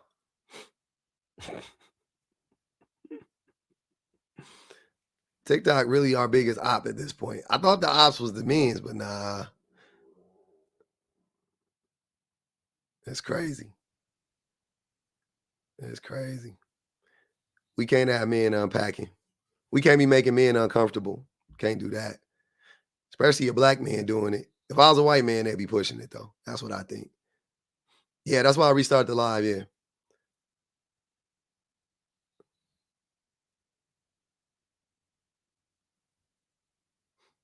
Yeah.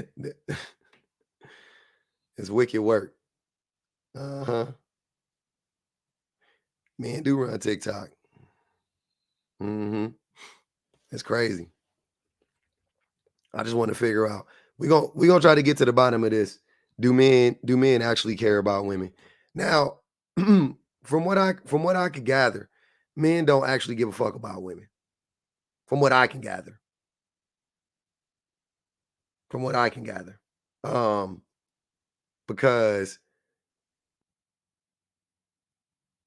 beyond the physical and the labor, men don't really, they're not invested in the well-being of women, right? From what I can see.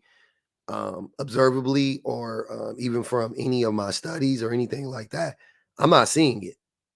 I'm not seeing it. I'm not seeing it on a political scale. I'm not seeing it on an interpersonal level.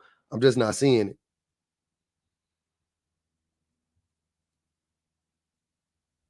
it. Alexander said he left the Christian code as soon as he learned that as soon as he heard them blame women for abuse. That's when I learned about black male worship. Yeah. Yeah. I don't think men, but I don't think men actually like women or care about women's well-being. We prove it every day. We don't protect them. Instead, we protect problematic men. We are the ones that are most likely to harm them, so on and so forth. But just like on a physical level, I mean on an interpersonal level, I'm just trying to figure out like it says, like if men care about inner beauty, then why do men say all the time that all they get from women is sex?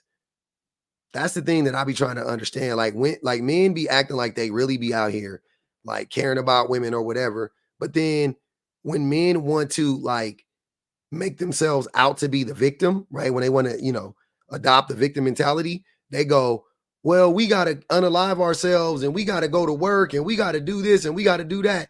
And all we get in return is sex. As if that's not the only thing you want. I mean, I'm not, you know what I'm saying? Like, I ain't saying literally, but, that's the only time you want to have to engage with your woman.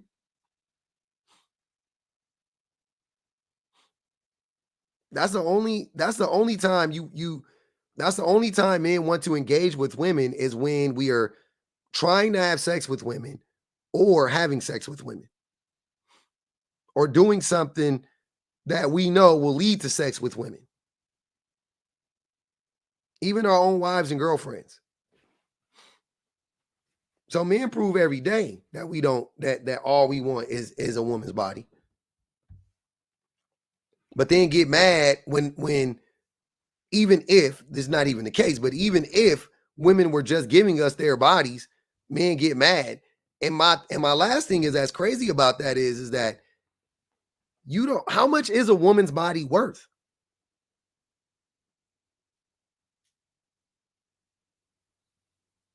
That's what I want to know. Y'all, apparently you don't think it's worth a house, a car, health insurance. Apparently you don't think a woman's body is worth all of that stuff while simultaneously being obsessed with women's bodies. That's the thing that kind of throw me for a loop sometimes. It's not worth any provisions. Oh, oh, 6. Where have you been with your problematic takes?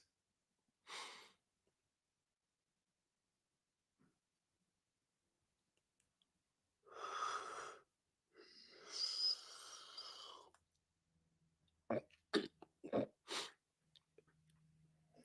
just a joke, bro. Nah, bro. You mean that shit. I know you, nigga. You mean that shit. That was really a joke, though, for real. Mm-mm. Don't hide behind it was a joke. Jokes got to be funny. That was pretty funny. I'm not gonna lie to you. What made it funny? Just a random pricing. That's what I'm saying. How is it funny? It's not even the number you said. It doesn't even have any significance to it. You just made up a number. Yeah, I don't know. I was just chilling there. So, what do you think a woman's body is worth? That's unpriceable. Unpriceable. It's a human being, right? So priceless. Yeah, priceless. Okay. Have you observed many men complaining about taking care of women or having to take care of women?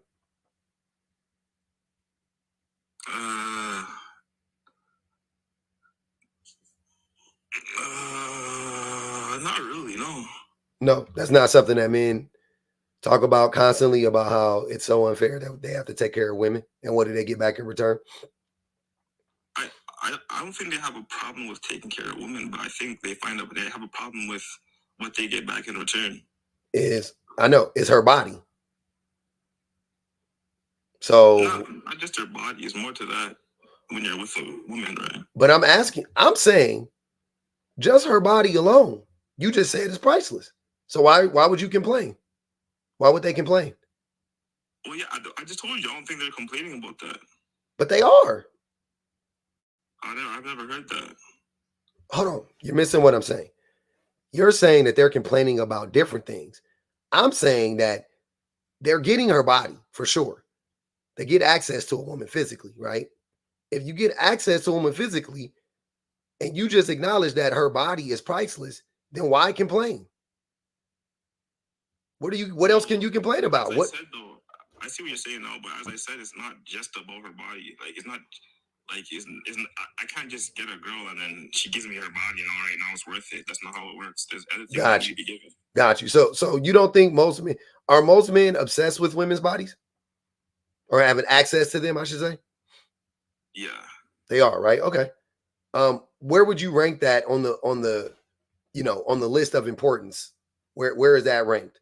Top 3, top 5, top 10, number 1, top 3? Okay.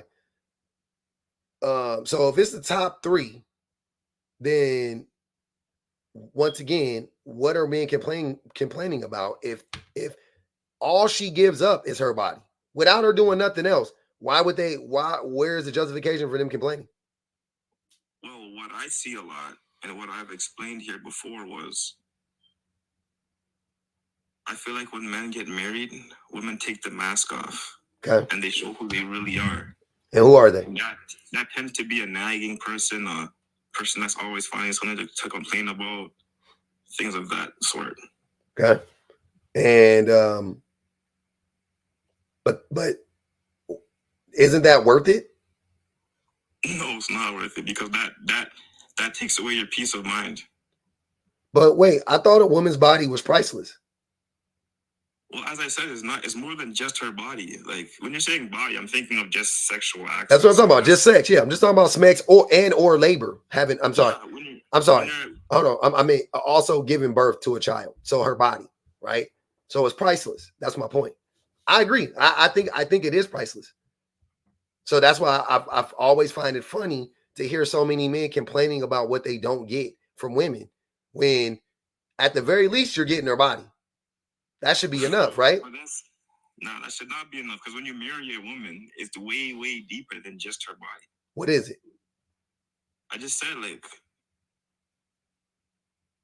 you're growing together. Like it's deeper than just her access to her body. Like if you had a wife that was a horrible person, her body wouldn't be priceless.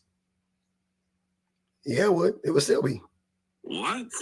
What does her attitude have to do with her body? I don't get it. Her body is priceless. Doesn't matter how she treats, doesn't matter how she acts, doesn't matter. Her body is priceless. It doesn't matter how she treats you or how she acts. Sir, I'm not saying that for me, because my number one priority is sex. Right? I do love sex. Don't get me wrong. Yeah, but that's not all men's number one priority. That's their priority for a short term. I didn't say all men. I didn't say all men. It's most men's though. When it comes to marriage, no. Marriage, yeah, marriage too. Women get look.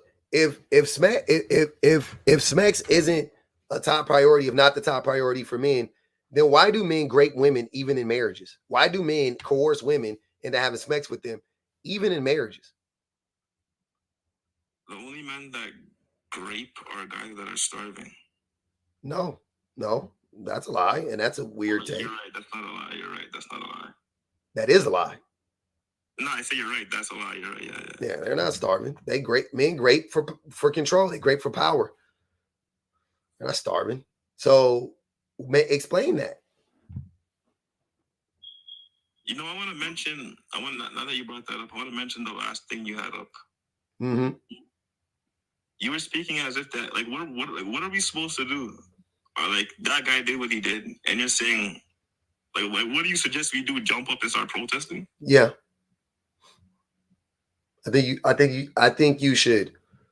I think men should, if not demonstrate. I'm okay with you not demonstrating, but demonstrate would be number one. And then after that, not coming out and talking, not coming out and coddling the man, not coming out and sorry y'all, getting a little lightheaded. Not coming out and coddling the man, and not coming out and excusing the man's behavior. But who's excusing him? I think when a man comes out, like, for example, Diddy. You say you think a man what?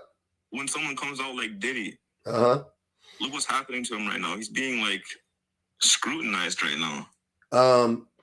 Cassie told us who Diddy was months ago, and men turned around and said it was Cassie's fault.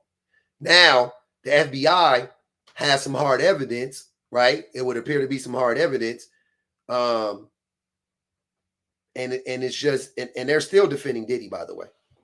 Who? I never seen one person defend Diddy. Who's that? You haven't? Not one person. Just say his name. I'll believe you. I'll have to pull up a video. Oh, no, I'll pull up the video. I like receipts. I'm a receipt type of person. And look at it too. Like, how many? Is it just 1, 2, 3 guys? Look at the vast majority. Vast majority. Like, yeah, I feel like you guys do that a lot here. Like, you guys focus on the minority. I don't know. That's you, sir. I don't focus on the minority. I use big examples to be like, yes, this is what most men are doing. I don't say this is what this man is doing. I say this is what men are doing, and look at this example of a man doing it. So, all right, so let me ask you a question. You're about to pull up a video of a guy defending Diddy. Mm-hmm. But when you log into Twitter, Instagram, Facebook, whatever you log into, what do you see most men saying? They're making fun of him, right? That's not defending. That's not holding him accountable or holding him responsible. They're embarrassing him. Like, what do you mean that? That is holding him? Not at all. So,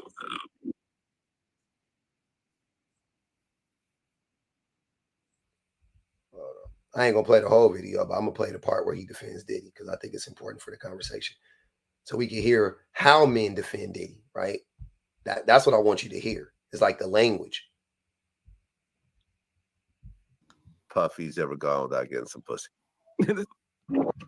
Listen, my man Ace Vane said this is probably the longest Puffy's ever gone without getting some pussy. Trainer. But in life, like, you know, he's in jail right now, like 19 or something. He's in jail from a $50 million house to in jail. They gotta hurt his soul. Right now, when me and you were speaking, you're talking about where you're gonna eat afterwards and where you might go shopping. He's sitting in a jail cell. I think he's gonna get out of this for some reason.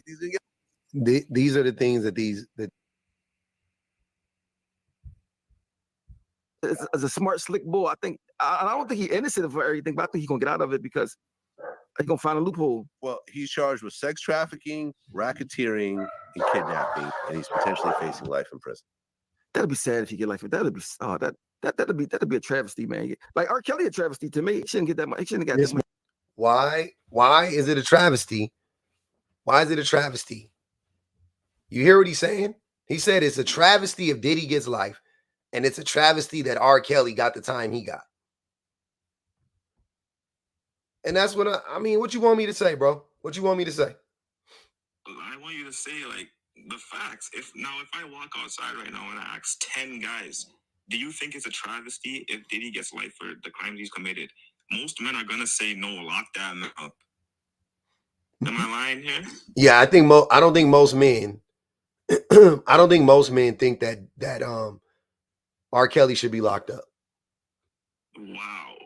Maybe men in your generation who grew up listening to him. Majority of men I know say R. Kelly should be locked up.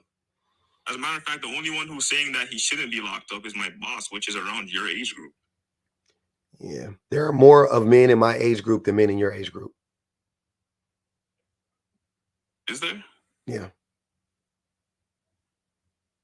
I've never heard Diddy and R. Kelly. I've never heard they should be free men. I've never heard that, other than what you displayed me. Yeah, I've heard men say it on my platform. Well, you get some crazies up here. I know. I'm talking to one. I'm not crazy. I'm sane. Nah. So I think most men, and also 6. So R. Kelly married Aaliyah in the 90s, and we all knew it. And I just learned about all that stuff, but I think yes, lock R. Kelly up. I'm on that team. Okay, this is not about you. Decenter yourself. I'm not accusing you unless you feel like you need to be accused. But the men, but men like R. Kelly are my proof that men don't hold men accountable, that men are not interested in actually seeking justice for these victims, is how long R. Kelly and Diddy roamed free doing the things that they were doing. What more proof do I need than that? Well, the general public never knew about all that stuff. They did. Right? Sir, listen to what I'm saying. Listen to what I'm saying. We knew about R. Kelly way back in the 90s. Then a video came out in the early 2000s. So we knew from the very least, everybody knew early 2000s. So much so that somebody like Dave Chappelle could make a skit on it. Well, that was before my time, so my bad. You don't, I know, but please stop using your age as an excuse. That's irrelevant. Because look, like, not use that same example for somebody in my generation. You won't be able to do it. Chris Brown? We never knew what he was doing before it came out. Yeah, we did. Who did we hear about before Rihanna? Rihanna was first. That exactly. happened. Bro, Rihanna was a decade ago. What do you mean exactly? Because look, you're saying we knew about these things before the videos, evidence came out, right? Listen.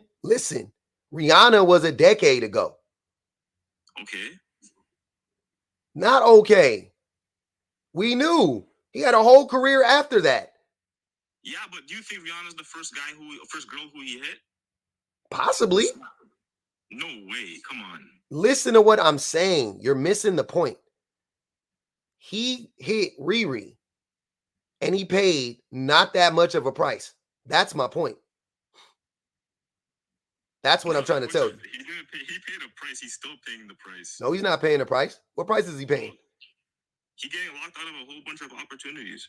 Nah, that's not equal to putting hands and feet on a woman, sir. I'm sorry. Bro, he was all right. Listen. Of course, what he did was absolutely terrible. I'm not on his team with that one, but let's be like serious right now. He was 17 years old. No, he wasn't. He was 17 at the time. Google it right now. He was 17 years old, a high schooler, about to graduate.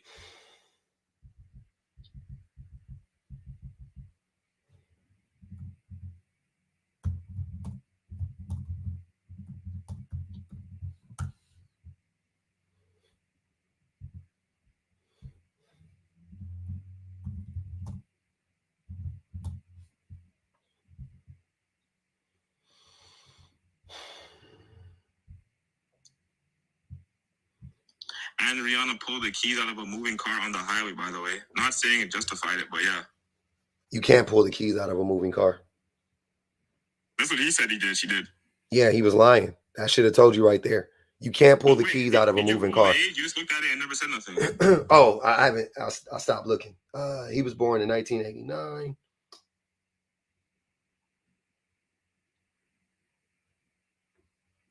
So in 2004, yeah, you're right. I guess he was. Yeah, he was 17. Yeah. Exactly. All you girls in the comments saying 19. I know my factuals. A 17-year-old kid, he made a mistake, and he's paying for it at 35. He should be. When should he not pay for it? So once a man commits a crime, he's guilty forever. Nobody gets second chances. If he never pays for it, yeah. He did pay for it. What do you want him to do? Go to jail? He did. Well, as it was. Chris Brown didn't go to jail. He didn't go to jail because he was 17 years old and had a mean lawyer. But ain't no buts. He paid for it in a different way, though. He didn't. Bro, he lost so many opportunities. And he got so many opportunities, and so many people don't give a fuck that Chris Brown put hands and feet on Riri. And he did it again as a grown man with Karrueche. And he's done it again. Many women have come out and said that he raped them too. And he's still going on. Women are still paying $1,000 to see him backstage and jump on his, you know what I'm saying, and let him hold them around their waist. I'm gonna make that point too. You guys are supporting I can't say that, but a beater. Yes, you guys supported him too. His main audience is all women. They 100%, yeah. It's all. Yeah. So when you guys want to talk about men are defending this and defending that, I agree. Yeah. I agree that we live in a great culture. We live in a great culture. I'm not denying that a bunch of women support Chris Brown, and the majority of his supporters are still women, but women don't. In this instance, to me, you did what you always do to us. Mm-hmm. You made a statement and then you say, "But it's over with." No, it's not over with. Yeah, because look, you always do that to us though. And look at this. He was 20. They said it happened in 2009. He was 20. So you were wrong. He was a grown man. Yeah, we'll double it. We'll double check that. Yeah. They met. I was just reading when they met in 2004, but they dated in 2009. But they met in 2004. That's what I was reading. That's why I was like, oh, maybe you're right. But apparently you're wrong. But anyways, though, the nuance. Still a young man, though. So what? Now you making excuses for him? I just said that. I'm not on that team. I'm not rocking with what he did. Okay, then don't defend him. Then don't defend him. You're not on that team. You have to be realistic. If you're not on the team, don't defend him. You have to be realistic, bro. Young guys make some mistakes. We have to. Okay, and is that the only mistake he made in regards to putting his hands and feet on women? Everything else, I understand what you're saying, but Rihanna is what you guys like. Why? That's where it started. That's where it started. That's my point. Same thing with Kales. It started with Aaliyah. But then in the early 2000s, there was a film of him peeing on and S-ing a young girl. And he still had a wildly successful career after both of those things. That's what I'm saying. Same thing with Chris Brown. His actions got worse. After he put hands and feet on Riri, he did it to Karrueche. But then he also was accused of raping women. So his shit is getting worse. Giving women HSV too. Yeah, let me ask you a question about that. Do you feel that girl had any accountability in that situation? Yeah, of course. Okay, good. Yeah, you are always accountable for your own health as long as you can help it. Looking at her herpes sore and still sucking them off is insane. That's a different scenario. You're talking about Gucci with the third leg. Yeah, that's what I'm talking about. Gucci 3 times. Yeah. Totally different scenario, brother. Chris Brown is alleged. He's been alleged to be running around giving women HSV too. Same as Drizzy. Same as Usher. Drizzy? Mm-hmm. Who said he gave them HSV to? Women. Several women. I mean, I don't know of a woman specific. I mean, like, I don't know the woman, but I got like close as I can get to a story years ago. A woman was dating my friend, and she slept with Drizzy. She got it, and my friend slept with her. And then she told him, she had to tell my friend she had it. You know what I'm saying? Like, she got, you know what I'm saying? Like, she went to the doctor. They told her that she had it, and then he started freaking out, and he went and got tested, and he ended up not having it. He avoided it, thank goodness, for him. But she told him where she got it from. Yo, HSV is a pandemic. Yeah, because a bunch of dudes not, being reckless. What up? 2 people at the tango though. Kinda. Chosen. What's good? Hey, what's up with you, man? Chilling, brody. Yeah, I just wanted to comment on the backdrop that you have up there. It's my understanding, you know what I'm saying? Of course, men are visual characters, right? But a woman's physical appearance is, me personally, not all that I care about. You know what I'm saying? I could deal with you know what I'm saying? Your inner beauty easier than I can deal with your outer beauty. You know what I'm saying? Like, if you could be beautiful as hell, and I'm not going to deal with you, you know what I'm saying? Because I can't be vulnerable to put myself in positions, you know what I'm saying? I hold myself higher than actually dealing with someone because they're beautiful, but they ain't got nothing going on for themselves. They toxic, you know what I'm saying? So my question, wait, real quick. So my question to you would be, why are you centering yourself when I'm talking about most men? Right? Well, you're talking about most men. I mean, I can speak for most men. I can only speak for myself. So you don't think do you think men are visual creatures or no?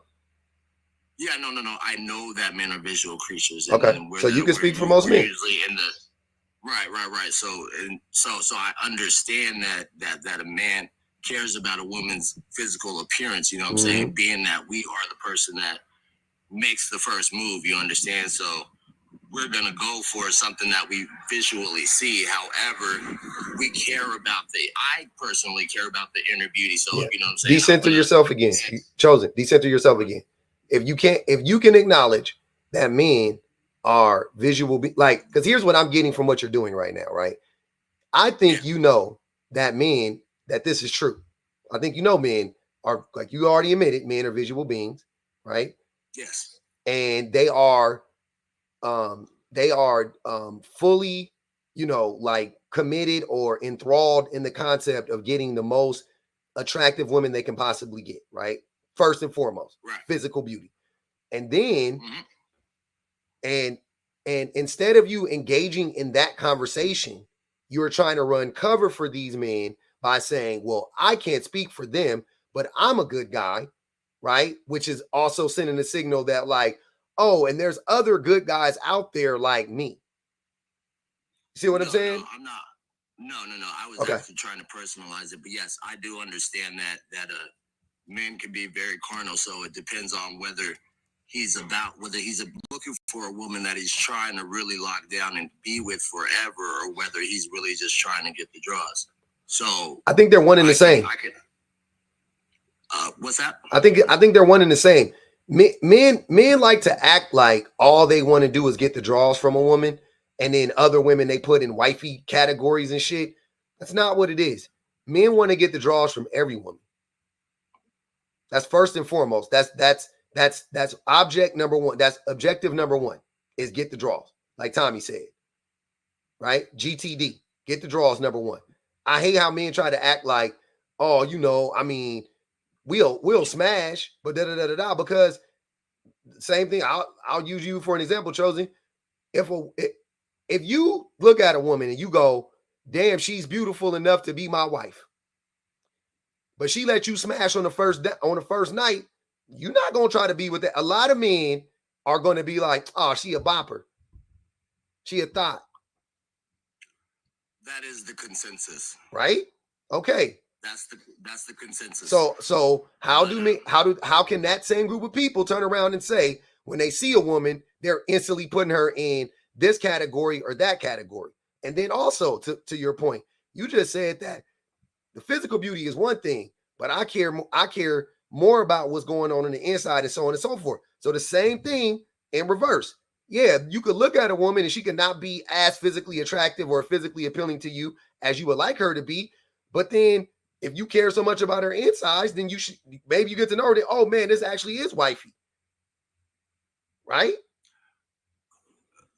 That could be true. That's what I'm trying to say. You know what I'm saying? I'm not trying to speak for any of the other men. I'm actually speaking for personally myself. I'm not trying to glaze over or say that there's any men like me. I'm actually somebody that could deal with mental stimulation before I deal with physical stimulation, regardless of whether I see a woman's physical appearance or not. So that's why I said if he's being carnal and he's not really trying to look into the woman that has to be his wife, then that's where you get the situations where, oh yeah, I smash that. But I deal with mental stimulation before I can even just hop in and just, you know what I'm saying, be doing whatever. I mean, I've had situations when I've been under the influence, but I don't, you know, what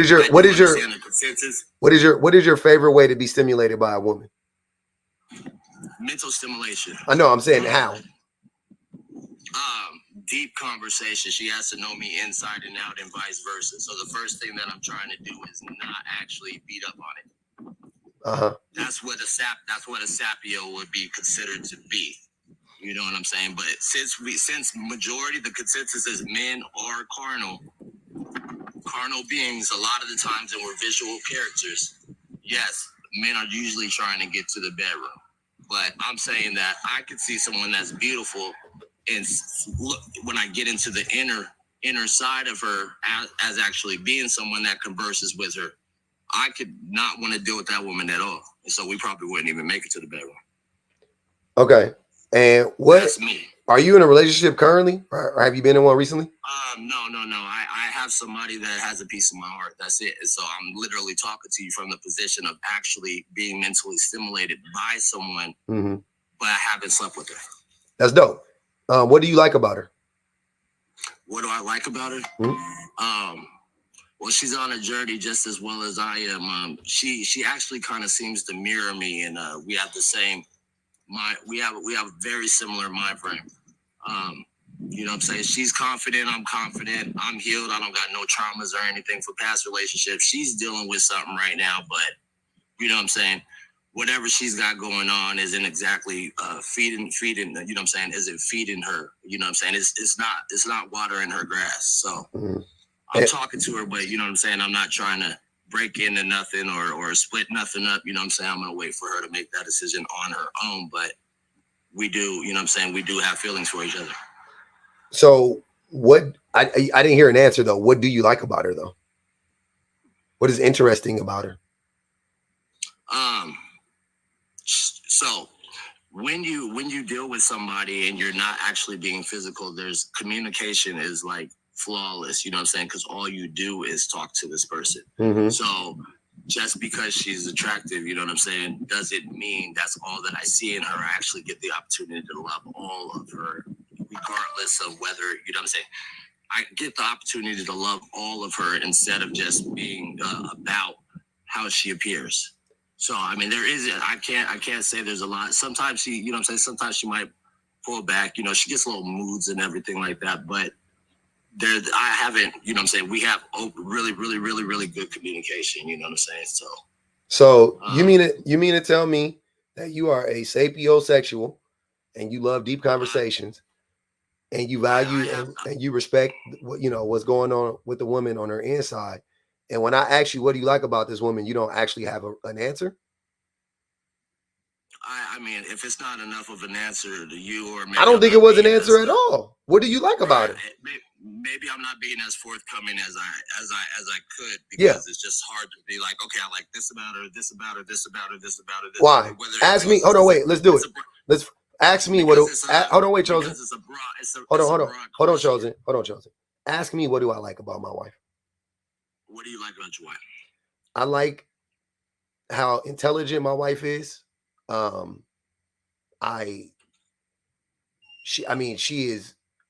She's the most, personally, right? Personally, I haven't met a woman as intelligent as she is to me in real life. I know some women online who are probably just as intelligent, but that's the number one thing that I like about my wife is her intelligence. And the reason why I like her intelligence is not only does it benefit me, obviously, like I don't that, indirectly or directly, but the thing that I like about it for her, like I just like to watch her operate. I get to like, what I'm saying? Like I get to like see her work through stuff. And I get to see how she processes things. And it's really interesting to me I like people and like I like to, like I'm not a sociologist like at all. I don't have a degree in it, but I like to I like people. I like to observe people, right? And that's one of the things I like about her. I get to observe her intelligence, right? Her brilliance, even I would say, because I think she's brilliant in so many areas. And to be close to a brilliant person is, that even just to have proximity to a brilliant person, I can't explain like how it makes you feel, but it gives you some type of like confidence. It's weird. But that's one of the things I like about her. I also, I love the fact that when I have conversations with her, like she can process everything that I'm saying, right?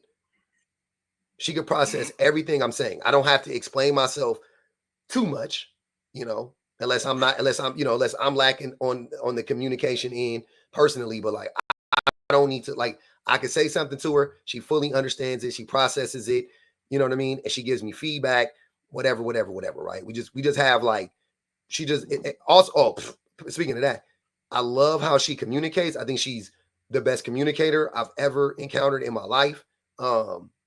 How she talks, her verbiage is crazy. Like she always has the right words to use. Like not only her temperament in the conversation, but like the actual words that she uses, that she gives me. I'm like, oh damn, I could really understand that. Her analogies, her examples, all of that stuff, right? All of that stuff, right?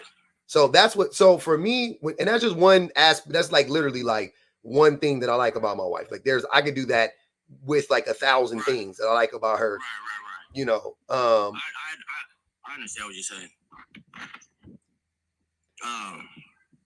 So I mean, to say what I like about her is I like that she's intelligent, because that's like a must. You know what I'm saying? If we're gonna have deep conversation, I'm gonna be able to tell you everything about me. You should know me inside and out, and I should know you inside and out. This is what we're at right now. I trust her. You know what I'm saying? Even though she's got what she's got going on, you know what I'm saying? I trust her to catch me if I ever fail. She's also affirming. She's also someone that'll be forthcoming with exactly how she feels, and it just melts me sometimes. Do you think that these things she named, it sounds like all the things that you've named about her thus far benefit you directly? We do that for each other. It's definitely a two-way story. I'm not saying you don't. I'm just saying the things you said you liked about her though are things that benefit you directly. I didn't ask you what do you like about what she does for you. I asked you what do you like about her, like as an individual. I know, but that's no different than you saying, you not having explained yourself to. I mean, you've said things that were very similar to that also. On the back end, yeah. I ran the whole gambit though. I started off with just her intelligence, how I respect it. Aside from it benefiting me, I marvel at it. I think it's amazing, and I get to see how she processes stuff, right? Like it's exciting for me. I like it. Like it just I don't want to say turn me on, because it's not sexual, but I appreciate it. You know what I'm saying? Like that's what I'm saying. Like I have an appreciation for that. I like intelligent people. I like people who can process things like and work things out. You know what I'm saying? Whether it benefits me or not, I just like watching people do it. And I guess in some, indirect way, it always benefits. You know what I mean? Like, because you get to watch them do it, so then you can adopt it. Fine, if you want to say that. But that doesn't directly benefit me. That's just I'm just observing it. And I'm like, damn, that's sick. I love look how her mind is working, right? I understand what you're saying. Yeah. And so forgive me for not having the perfect description. No, it's not. I hear you. I'm just the thing is like I'm giving you the benefit of the doubt. Like I'm gonna assume that what you're saying is genuine and true, right? You are a sapiosexual. You love the brain and you love the inside and you don't care. Like I'm with you and all of that. I'm just saying that if that's true, I think you got to be a little bit more invested in, you got to be a little bit more invested into like learning learning about her, right? It sounds like you like to dump everything onto her because you keep saying she needs to know everything about me, meaning you're dumping all of that onto her. It doesn't sound reciprocal. I said in having, you know what I'm saying? I'm not going to say I'm completely sapio, but yeah, you know what I'm saying? Like I said, we are visual characters, you know what I'm saying? But I'm not on the carnal side of this whole thing, you know what I'm saying? Yeah. So you have to understand, in conversation, I'm receiving too and learning also, and she's hearing and learning also, you know what I'm saying? So what I had actually said was that I want to know her inside and out, and she knows me inside and out. Doesn't mean that I'm the least vocal. I am actually the most vocal, but you know what I'm saying? You have to understand that this person is still, you know what I'm saying, in somewhat of a situation. Oh, trust me, I know.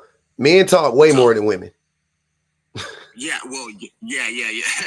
Men talk way more than women. We some fucking yappers. Men talk way more than women. In relationships specifically, men talk significantly more than women. So yeah, I can hear it. I can respect that. I know that's true. Angel said, self-proclaimed sapio, unable to articulate. Osa put $2 on his head, called him a pseudo sapio, said, name what you like about her.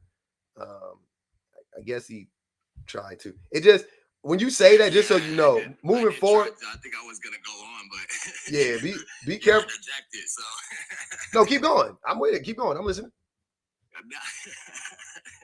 See, now I'm on the spot because I was ready, you know what I'm saying? I was going on, and he was like, well, hold on, these are things that benefit you. Okay, you know keep going. I'm sorry. My bad. You know keep going. I mean, I got her back just like she got mine, you know what I'm saying? I mean, I could run through the phone conversations, which would probably be a little bit you don't gotta do all of that. Crazier, but you know.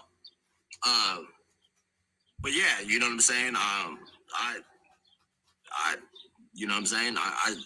I don't know, you know what I'm saying? I really can't explain it. It's put me on the spot right now. But you know what I'm saying? I am a genuine character, and trust me, I'm giving her just as much as she's giving me. I'm just you know. And what are you giving her? What am I giving her? The same thing she's giving me. You know what I'm saying? I'm affirming her. I'm giving her affirmations. You know what I'm saying? I'm there for her as mentally as I can be without actually intruding into whatever she's got. I don't want to know about it. I don't want to be like, hey, it's time to, you know what I'm saying? I'm just helping her along. You know, sometimes I'll let her know she's got to build her boundaries. I'll let her know that she has to, you know what I'm saying, be verbal with some people in her lives that seem to, you know what I'm saying, be throw her in the middle, you know what I'm saying? Throw her in the middle of things, you know what I'm saying? So you be mansplaining shit to her? No, I don't consider that mansplaining. That's just a phrase, and I think that anytime you call something, it's got a negative connotation. So a little bit. That's a little bit. Chosen. That's a little mansplaining. A little bit. Like, why are you? I never heard a man use that on a man, but I mean, to each his own. You know what I'm saying? She doesn't take it that way. You know what I'm saying? And I don't feel any better. I don't feel any better than her, or vice versa. She's just like, she could definitely be my better half. That's definitely what I feel. You know. So. Whatchamacallit? Auntie said he is talking about a taken woman, and she put 5 on his head. Is this woman in a relationship? And she also said that's not what mansplaining is. So you should let a woman tell us. Auntie also said that's not what mansplaining is. To me? I don't know if she was talking to me. Well, yeah, because you were the person that said that I was mansplaining. You was the first person to use that phrase against me. So she said that's not what it is. Yeah, that's what you were doing. You're like telling her that, but She said I was talking to him. She just said it. I was talking to him. She's talking about you, not me. What you were doing, what you were describing, definitely sounded like basically the spirit. She said that's not what mansplaining is. She was talking to you. I know. Not me. She just told you she's talking to you. She just said it. She's talking to you, not me. But the reason why I said that was because the spirit of it is you giving unsolicited advice to a woman, which that's what it sounds like you're doing. No. We're both on spiritual journeys in which these people figure out that there's certain things that they have to do to protect their peace. And so that's also a factor.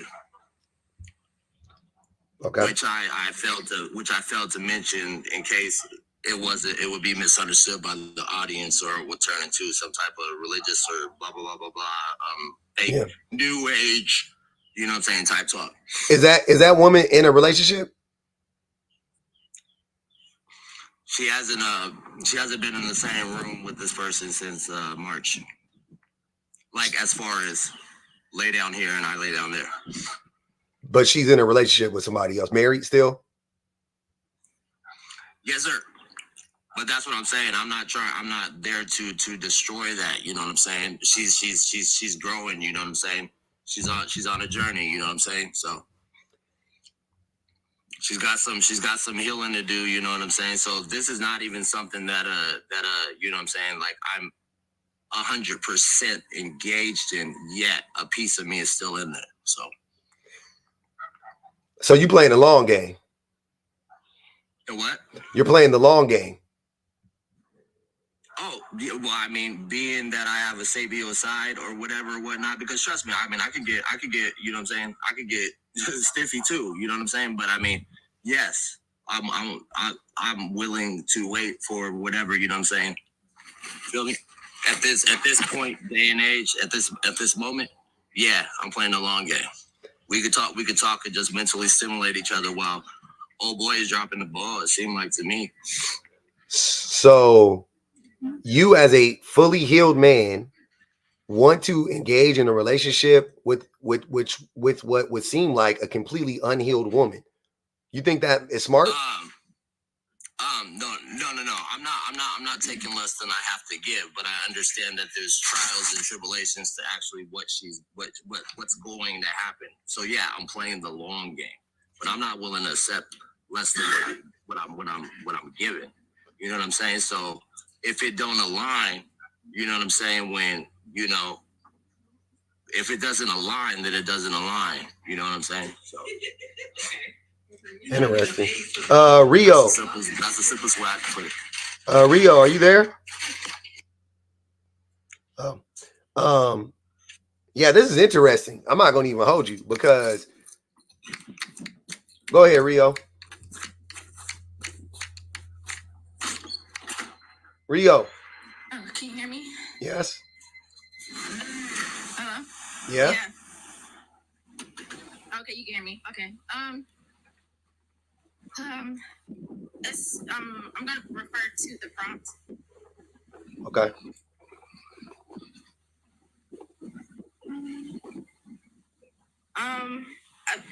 The prompt, you know, it says do men care about women's physical appearance? Yes. But they have like 3 categories. Obviously, the first category is sex, and then you know the other 2 are sex for fun, category, and then like wifey category. However, each woman, whether they're beautiful or not, can be placed in all 3 categories. Okay. I don't even understand that, but okay.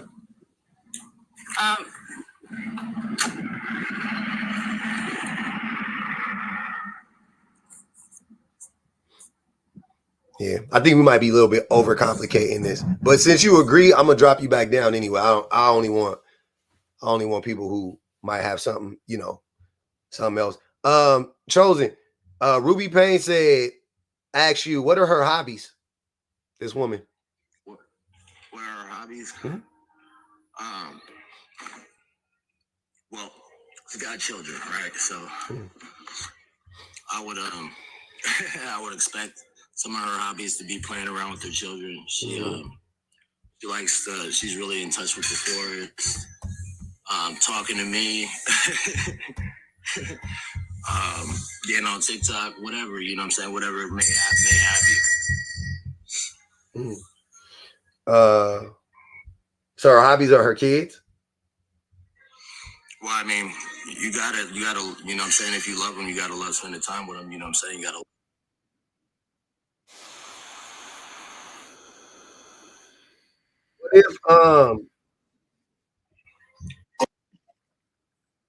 What if this happens?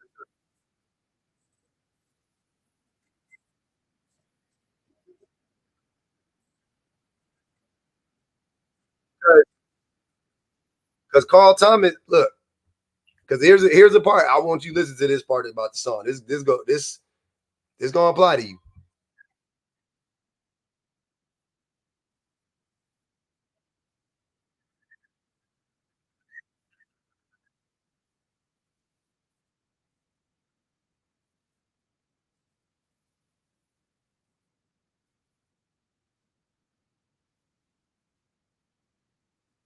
Yeah, man, you might need to listen to that. No, I heard that song before, bro. Nah. When you love and care about somebody, you know what I'm saying? You more about them than they are, you know what I'm saying? And they're more about you. So if you're happy, if she's happy, that's why I said if it aligns. If it don't align, it ain't nothing. You know what I'm saying? There ain't no drawbacks from that because you know what I'm saying, it wasn't toxic. It was just like, you know what I'm saying, we faded into each other's lives and we faded out. That's as simple as that. There ain't no loss to it. Hey, maybe it takes a certain mind frame to understand that, but I have it and she has it too. Well, I'm still trying to figure out what is attracting you to this married woman with kids, but okay, so to me everything happens for a reason, right? You meet yeah, they come into your life.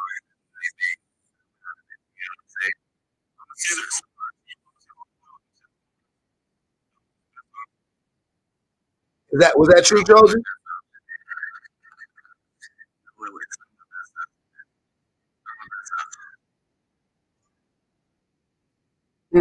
Actually, to be honest, I've been in a relationship with somebody who knows that, you know what I'm saying? So I'm perfectly fine taking my time with things, you know what I'm saying? So it fits. Hey, it fits what I'm doing right now. And when Carl Thomas said she chose to stay for the sake of the kids, that's the part I want you to go back. That's the part I want you to review. On some real shit. I want you to, I'm trying to help you out right now, brother. I'm trying to mansplain to you how I think this situation is gonna go. But you know, we gonna see. Auntie said, because her man is probably her baby daddy. Of course, her man is her baby daddy, right? Yeah, she's a married woman. Yeah. Baby daddy, y'all. I'm trying to break out of that mold. Like the mother of my children. Yeah, me and my wife call each other baby mama and baby daddy, but to each other. But we, you know, that's the mother of my child and that my children, and that's my wife. You know, she's much more than my baby mama. But so that's not your best option. Well, I mean, you know what I'm saying? Like I said, it's my belief that everybody comes into your life for a reason. If I serve my purpose in your life, then so be it. If it never aligns the way that it seems we both wish, then so be it. Same way I feel for her, same way she feels for me. So, you know what I'm saying?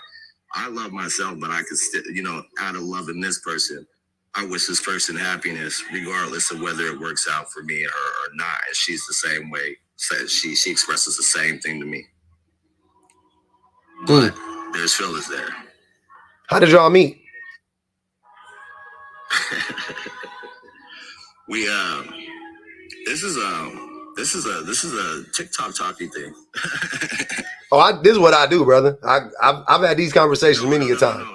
I said this is a TikTok talking thing. You know what I'm saying? Florida, the area that she stays in or whatever's been calling out to me, and I'm seeing the red carpet roll out for me to actually be out there. And so all I did was put it out into the universe, and now I'm seeing the options to actually be. And then I'm calling out, you know what I'm saying? I'm also putting out to the universe that, you know what I'm saying? If you met her on TikTok? This actually, what's that? You met her on TikTok? Yes, sir. Have you? I'm not ashamed to say that. You shouldn't be. Have you physically met her in real life? No, not yet, sir. In all honesty, no. Oh man. Like I said, best option. My best option? Bro, my best option is mentally stimulating me, dude. Okay?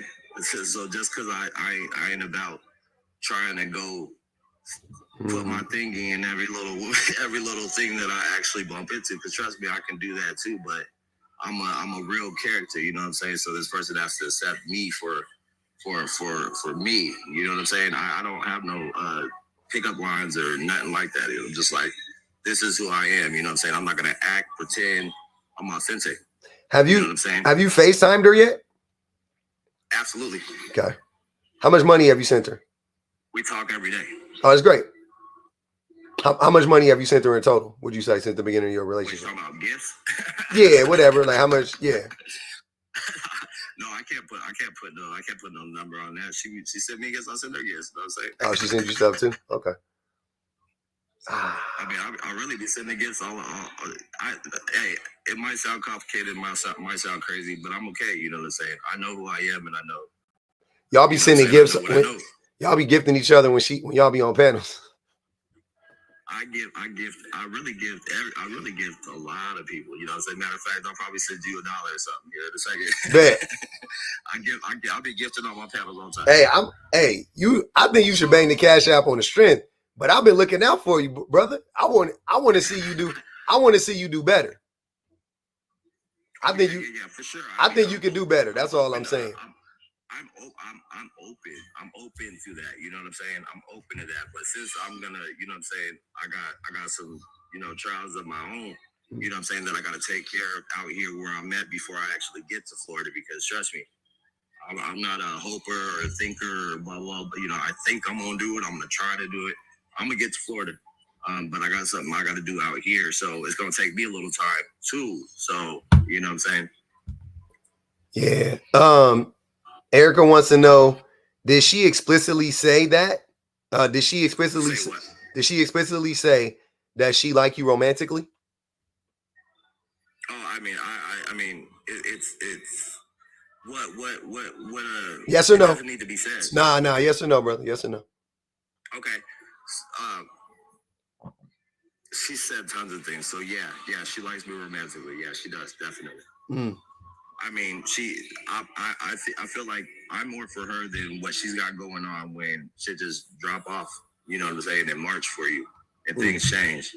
I'm thinking maybe do it later, you know what I'm saying? Because y'all not even in the same area right now. So we just mentally stimulate each other, and we give each other affirmations, and we affirm, you know what I'm saying, our love and our feelings, and you know, she called herself being obsessed with me and blah, blah, blah, blah, blah, and so on and so forth. She feel. Why ain't she divorced yet? What is she waiting on? What is she waiting on? She's a loyal person. And I've been a loyal person too, you know what I'm saying? So that's what she's like. She can't be that loyal. She's talking to you while she has a husband. So why isn't she getting divorced? That doesn't seem loyal to me. I know, but when you ain't getting nothing, you know what I'm saying? Sometimes you search beyond. I'm waiting. No. I'm not even judging her for looking out. I'm saying, why ain't she getting divorced though? Where's the divorce at? I can't call it, but it's not my job to actually probe and try to figure out. Like I said. No, it's your job. It's your job, brother. Yeah, you talking about moving out there for her? Definitely her job. Definitely your job. I don't force anything, man. No, it's not. No, wait. It's not forcing. It's, you should know though. It's forcing if I need to tell her, hey, so when is this happening? Yeah, that's not forcing shit. That's a question. Okay, to me, that's doing more than that. That's throwing myself in between to be a wedge. Right now, I'm not a wedge. I'm just a person that's a comforter, and but you're already a wedge though. And if that wedge grows without me having to call out what that need, you know what I'm saying, what needs to happen, then, you know what I'm saying, I can live with myself. Now, if I have to be, you know what I'm saying, if I have to force myself and maneuver wiggle my little way in, see, this is not, there's been no wiggling to this. You know what I'm saying? You trying to get you want to wiggle something. It just ain't wiggled yet. You know what I'm saying? You trying to wiggle your way in there so you can wiggle it. I'm there for her emotionally, romantically, mentally, and well, I think I already said that. Yeah. What percentage of people do you think work out when they cheat on their spouse? What percentage of couples that what percentage of people stay together after they get divorced, with their like side person or the person they cheated with? You think it's high or low? I can understand where you might think that. Well, I can understand where you're considering the consensus to be low. It is low, yeah. But, especially women. Right. Women to men is low. Let me read this real quick. Mayflower says sapiosexual but obsessed with a married woman. Get the fuck out of here. No. Hold on. I'm not obsessed. Hold on. I got a few more. You can respond after. I'm just gonna read them and then you can respond. Clarice said, boy, you getting scammed. You ripe for the picking.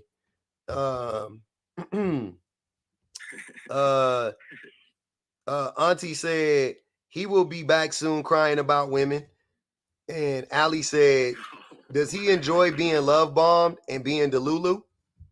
So you can take it one at a time. Sapiosexual, obsessed with the married woman. Get the fuck out of here. You can respond to that first. I'm not upset. I'm not obsessed with her. That's why I said, I mean, if I was obsessed with her, then I'd just move to Florida. You know what I'm saying? Just be out there like, hey, I'm here. You ready? You know what I'm saying? I already said, if it aligns and it works out, I love this person enough to let them to be about their happiness if it doesn't work out. And she says the same to me. So where is the obsession? Sounds like two very confident people with good self-esteem that are not about, hey girl, I got to have you, and she's not about like, boy, you got, you know what I'm saying, I got to have you. It's just we express ourselves as if we're definitely along those lines, moving to that path. We're getting to that path. So, I mean, we're getting there. That's what I'm saying. And see, it's not, for me, it's not even that she's emotionally cheating with me, because she ain't talking to me about her relationship. I'm like, that's you, whatever you. No, that's not. Wait, hold on. Wait. That's not you don't need to do that to be emotionally cheating. She is cheating. Metal kisses, unless he cheated.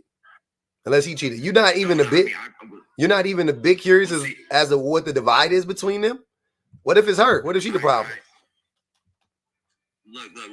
What I feel about it is, you know what I'm saying, if she's telling me that they ain't sharing the same room since such and such.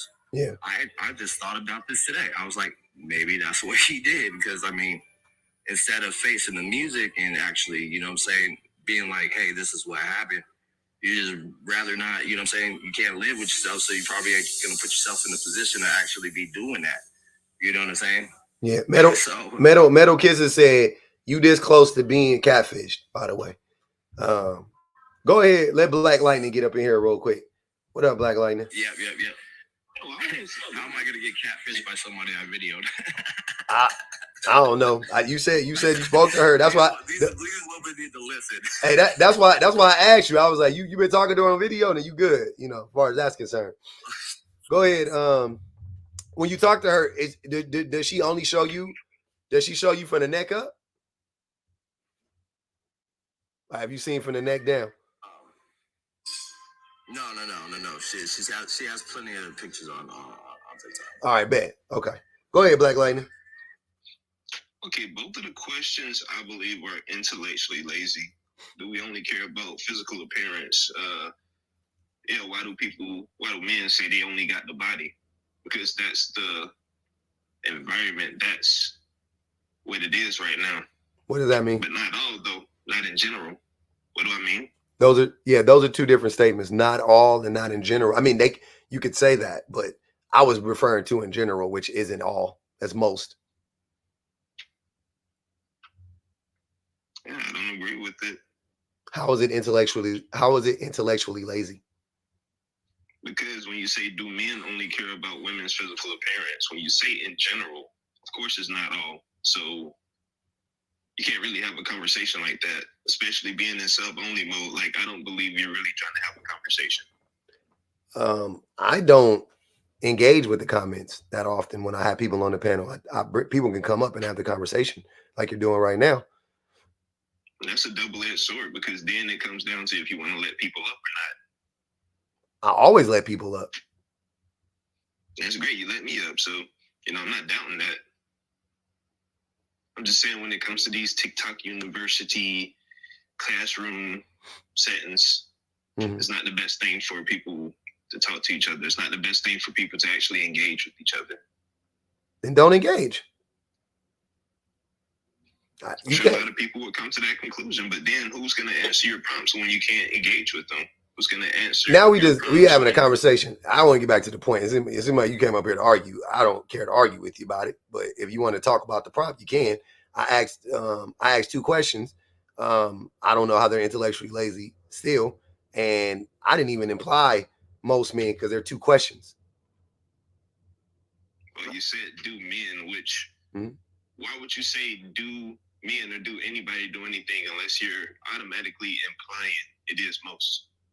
I'm asking, do most men only care about, or predominantly, or whatever you want to say, care about women's physical appearances? No, that's just we settle for that because we can't engage in the intellectual conversations, because we can't have the long-standing, meaningful bonds, because they are usually fickle people. Who is they? Who is they? Who is they?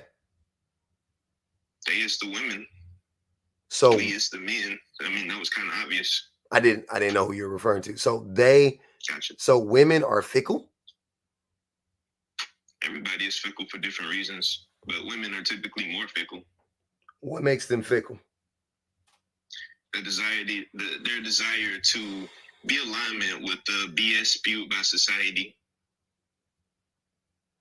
Say that again? Even though they create society. Women created society? They create the society in which we have to respond to. That doesn't make sense. What do you mean? When we go on a date with the woman, when we court them, we pay for their meals, and women think that this is what we as all guys want. I don't want to enter a test where you're using a financial purchase of food to determine if I'm going to pay your bills for the rest of your life. Okay, well then change the system. How do I change the system that I have to play into in order to be around these women? You change the system. You stop saying... That's redundant. No, it's not. I don't think you know what that word means. It's literally... How do I change the system by changing the system? That's redundancy. I didn't say that, though. That's stupid. I asked you how you change the system. You said you changed the system by changing the system. I know you said other stuff. I didn't even finish. You cut me off. How the fuck did you hear what I was saying? So you changed the system by not saying problematic shit, by going out there and talking to other men and being like, yo, this is fucked up. The way that we as men make more money than women, the way we as men have all of these rights that women have, the way we as men aren't locked out of all of these industries, right? We should go out here and we should fight as men for a more equitable society. That way men won't be so burdened with the responsibility of financially providing for a woman, right? That's how you do that. And if and once that happens, then women won't expect you to pay for everything. She won't need you to pay for everything, right? Because there more than likely will come a time in a relationship when a woman won't be able to do so, when she has a baby. So it's really important to women that they have a man that can provide for them.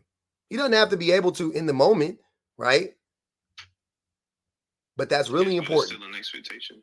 Yeah, and it's a fair expectation. And if you don't like that expectation, you got to change the system, not change women.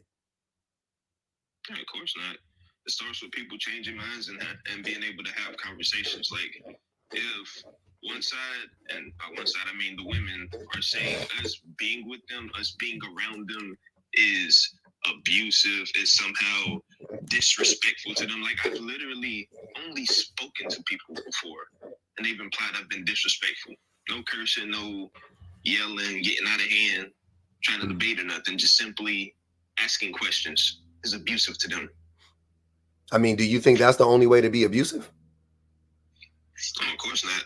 Hence me implying, or hence me saying, no yelling, no arguing, no raising the voice. I know. I'm saying, do you think that that's the only way to be abusive in that context? Like, so if I'm talking to a person, the only way for me to be abusive is for me to yell at them, or for me to curse at them? Oh, of course not. Okay, then why would you mention that? To imply that there was no abusive behavior in these conversations. But that wouldn't prove that you weren't being abusive because you didn't yell and you didn't curse. See what I'm saying? Like that. I mentioning the other things. What other yell, things? Curse, scream, call nobody out their name. All the same stuff. Yeah. So I'm saying, so you don't think that you can be condescending. You can gaslight people. You can lie. These are things women are rewarded for. Now you're moving the goalposts. So you said that the goalposts. I'm showing the double standard. There is no. Let's tackle one thing at a time. Please say there's no double standard. There is no double standard when it comes to this. Oh man. So let's tackle one thing at a time. So if you're wondering why people think you're abusive, it would be like that right there is problematic. That wasn't at the core. The point was women think that men dealing with them is abusive. Because men are abusive. A lot are. Most are. Oversensitivity is imposed. They're not oversensitive. They're just reacting to the abuse. Now, that's gaslighting. That is abusive. That's what I'm saying. You're doing it in real time. You're doing the thing that you're wondering, like, I wonder why nobody likes me. You're doing the thing right now to me as a man. So I could only imagine what you're doing to a woman. Because you ain't about to get no vagina out of me. I don't know why you would try to gaslight me. But here you are trying to do it. I mean, sure, you're only taking part of the conversations and running them out with it. So that didn't make any sense. Of course not. Don't get defensive. I'm just calling out what you're doing in real time. You can acknowledge it. If you really aren't trying to be abusive and you really aren't trying to manipulate, what a rational person would do is, and what a genuine person would do is, they would say, oh, damn, I didn't think I was gaslighting. I didn't feel like I was. How was I gaslighting? But you know how you're gaslighting. That's why you didn't defend it. You just said, you just tried to say like, oh, you're just trying to take the conversation about you doing all that weird shit, right? Like, I don't know if you've ever seen like First 48, but one of the things I love about detective work is how they talk about how they read people. And one of the things they commonly say is they'll pull up to a suspect and they'll say something like, or they'll be like, you're under arrest, right? And if the suspect just gets in the car, that's a telltale sign. Because what? Why don't you not like, hey, what the fuck? That's how a innocent person. I mean, in theory, you would think at the very least, an innocent person would be like, for what? What did I do? You know what I'm saying? But if they just get in the car, if they say, oh, fuck you pigs or something like that, so you know why. You know why we pulling up on you. That's what happened right now. Like, you know you trying to gaslight me. So you tried to say something else. You didn't actually refute what I was saying. You just say, what? Wait, how was I gaslighting you? That's crazy. Right? I'm gonna go trying to do all this debate and stuff. If I have a point, then I'll speak on it. But I don't think you have a point.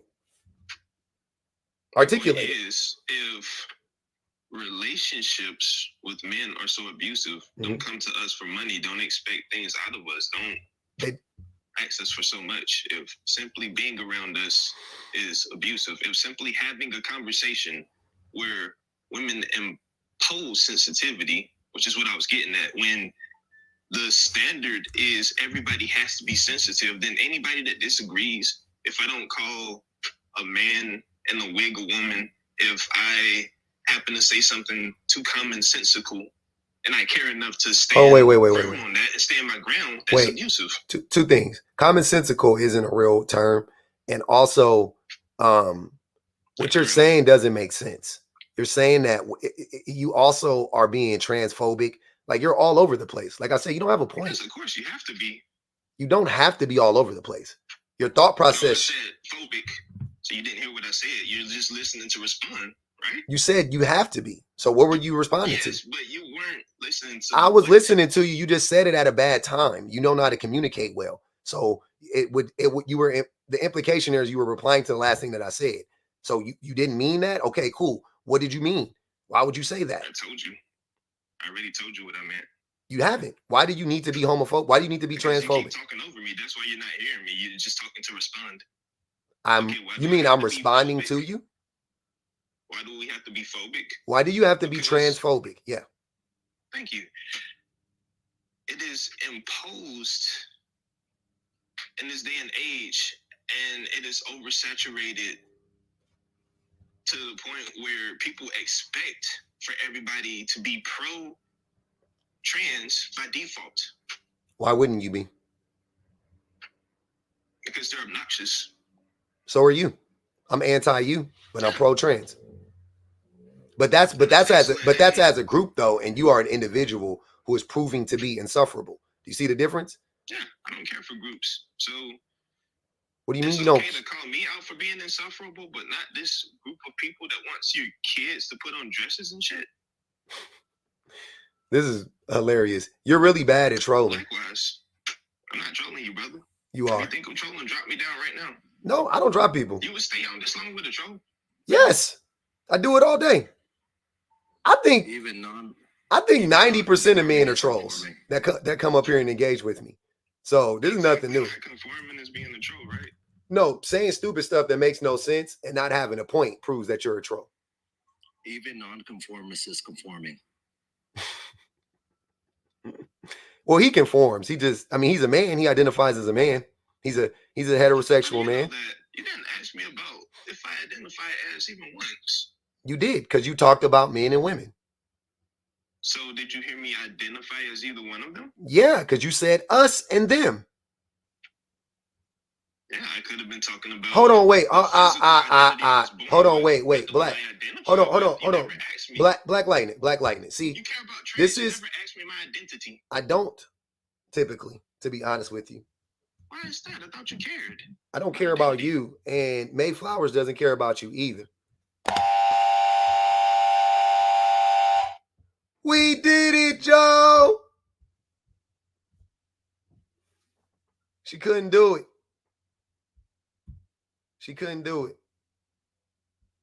Shout out to May Flowers. He was like devil's advocating the whole conversation or something. Something was going on there. He was just trying to troll, and he was bad at it. I like a smart troll. I've dealt with some intelligent trolls, but men who just make up words,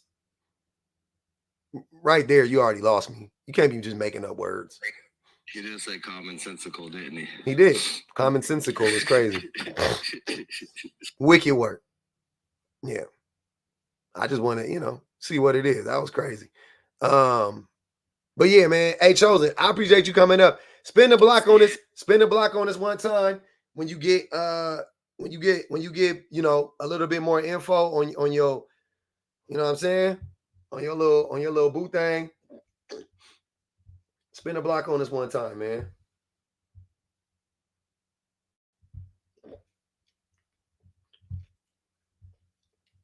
I'm hoping this don't happen to you.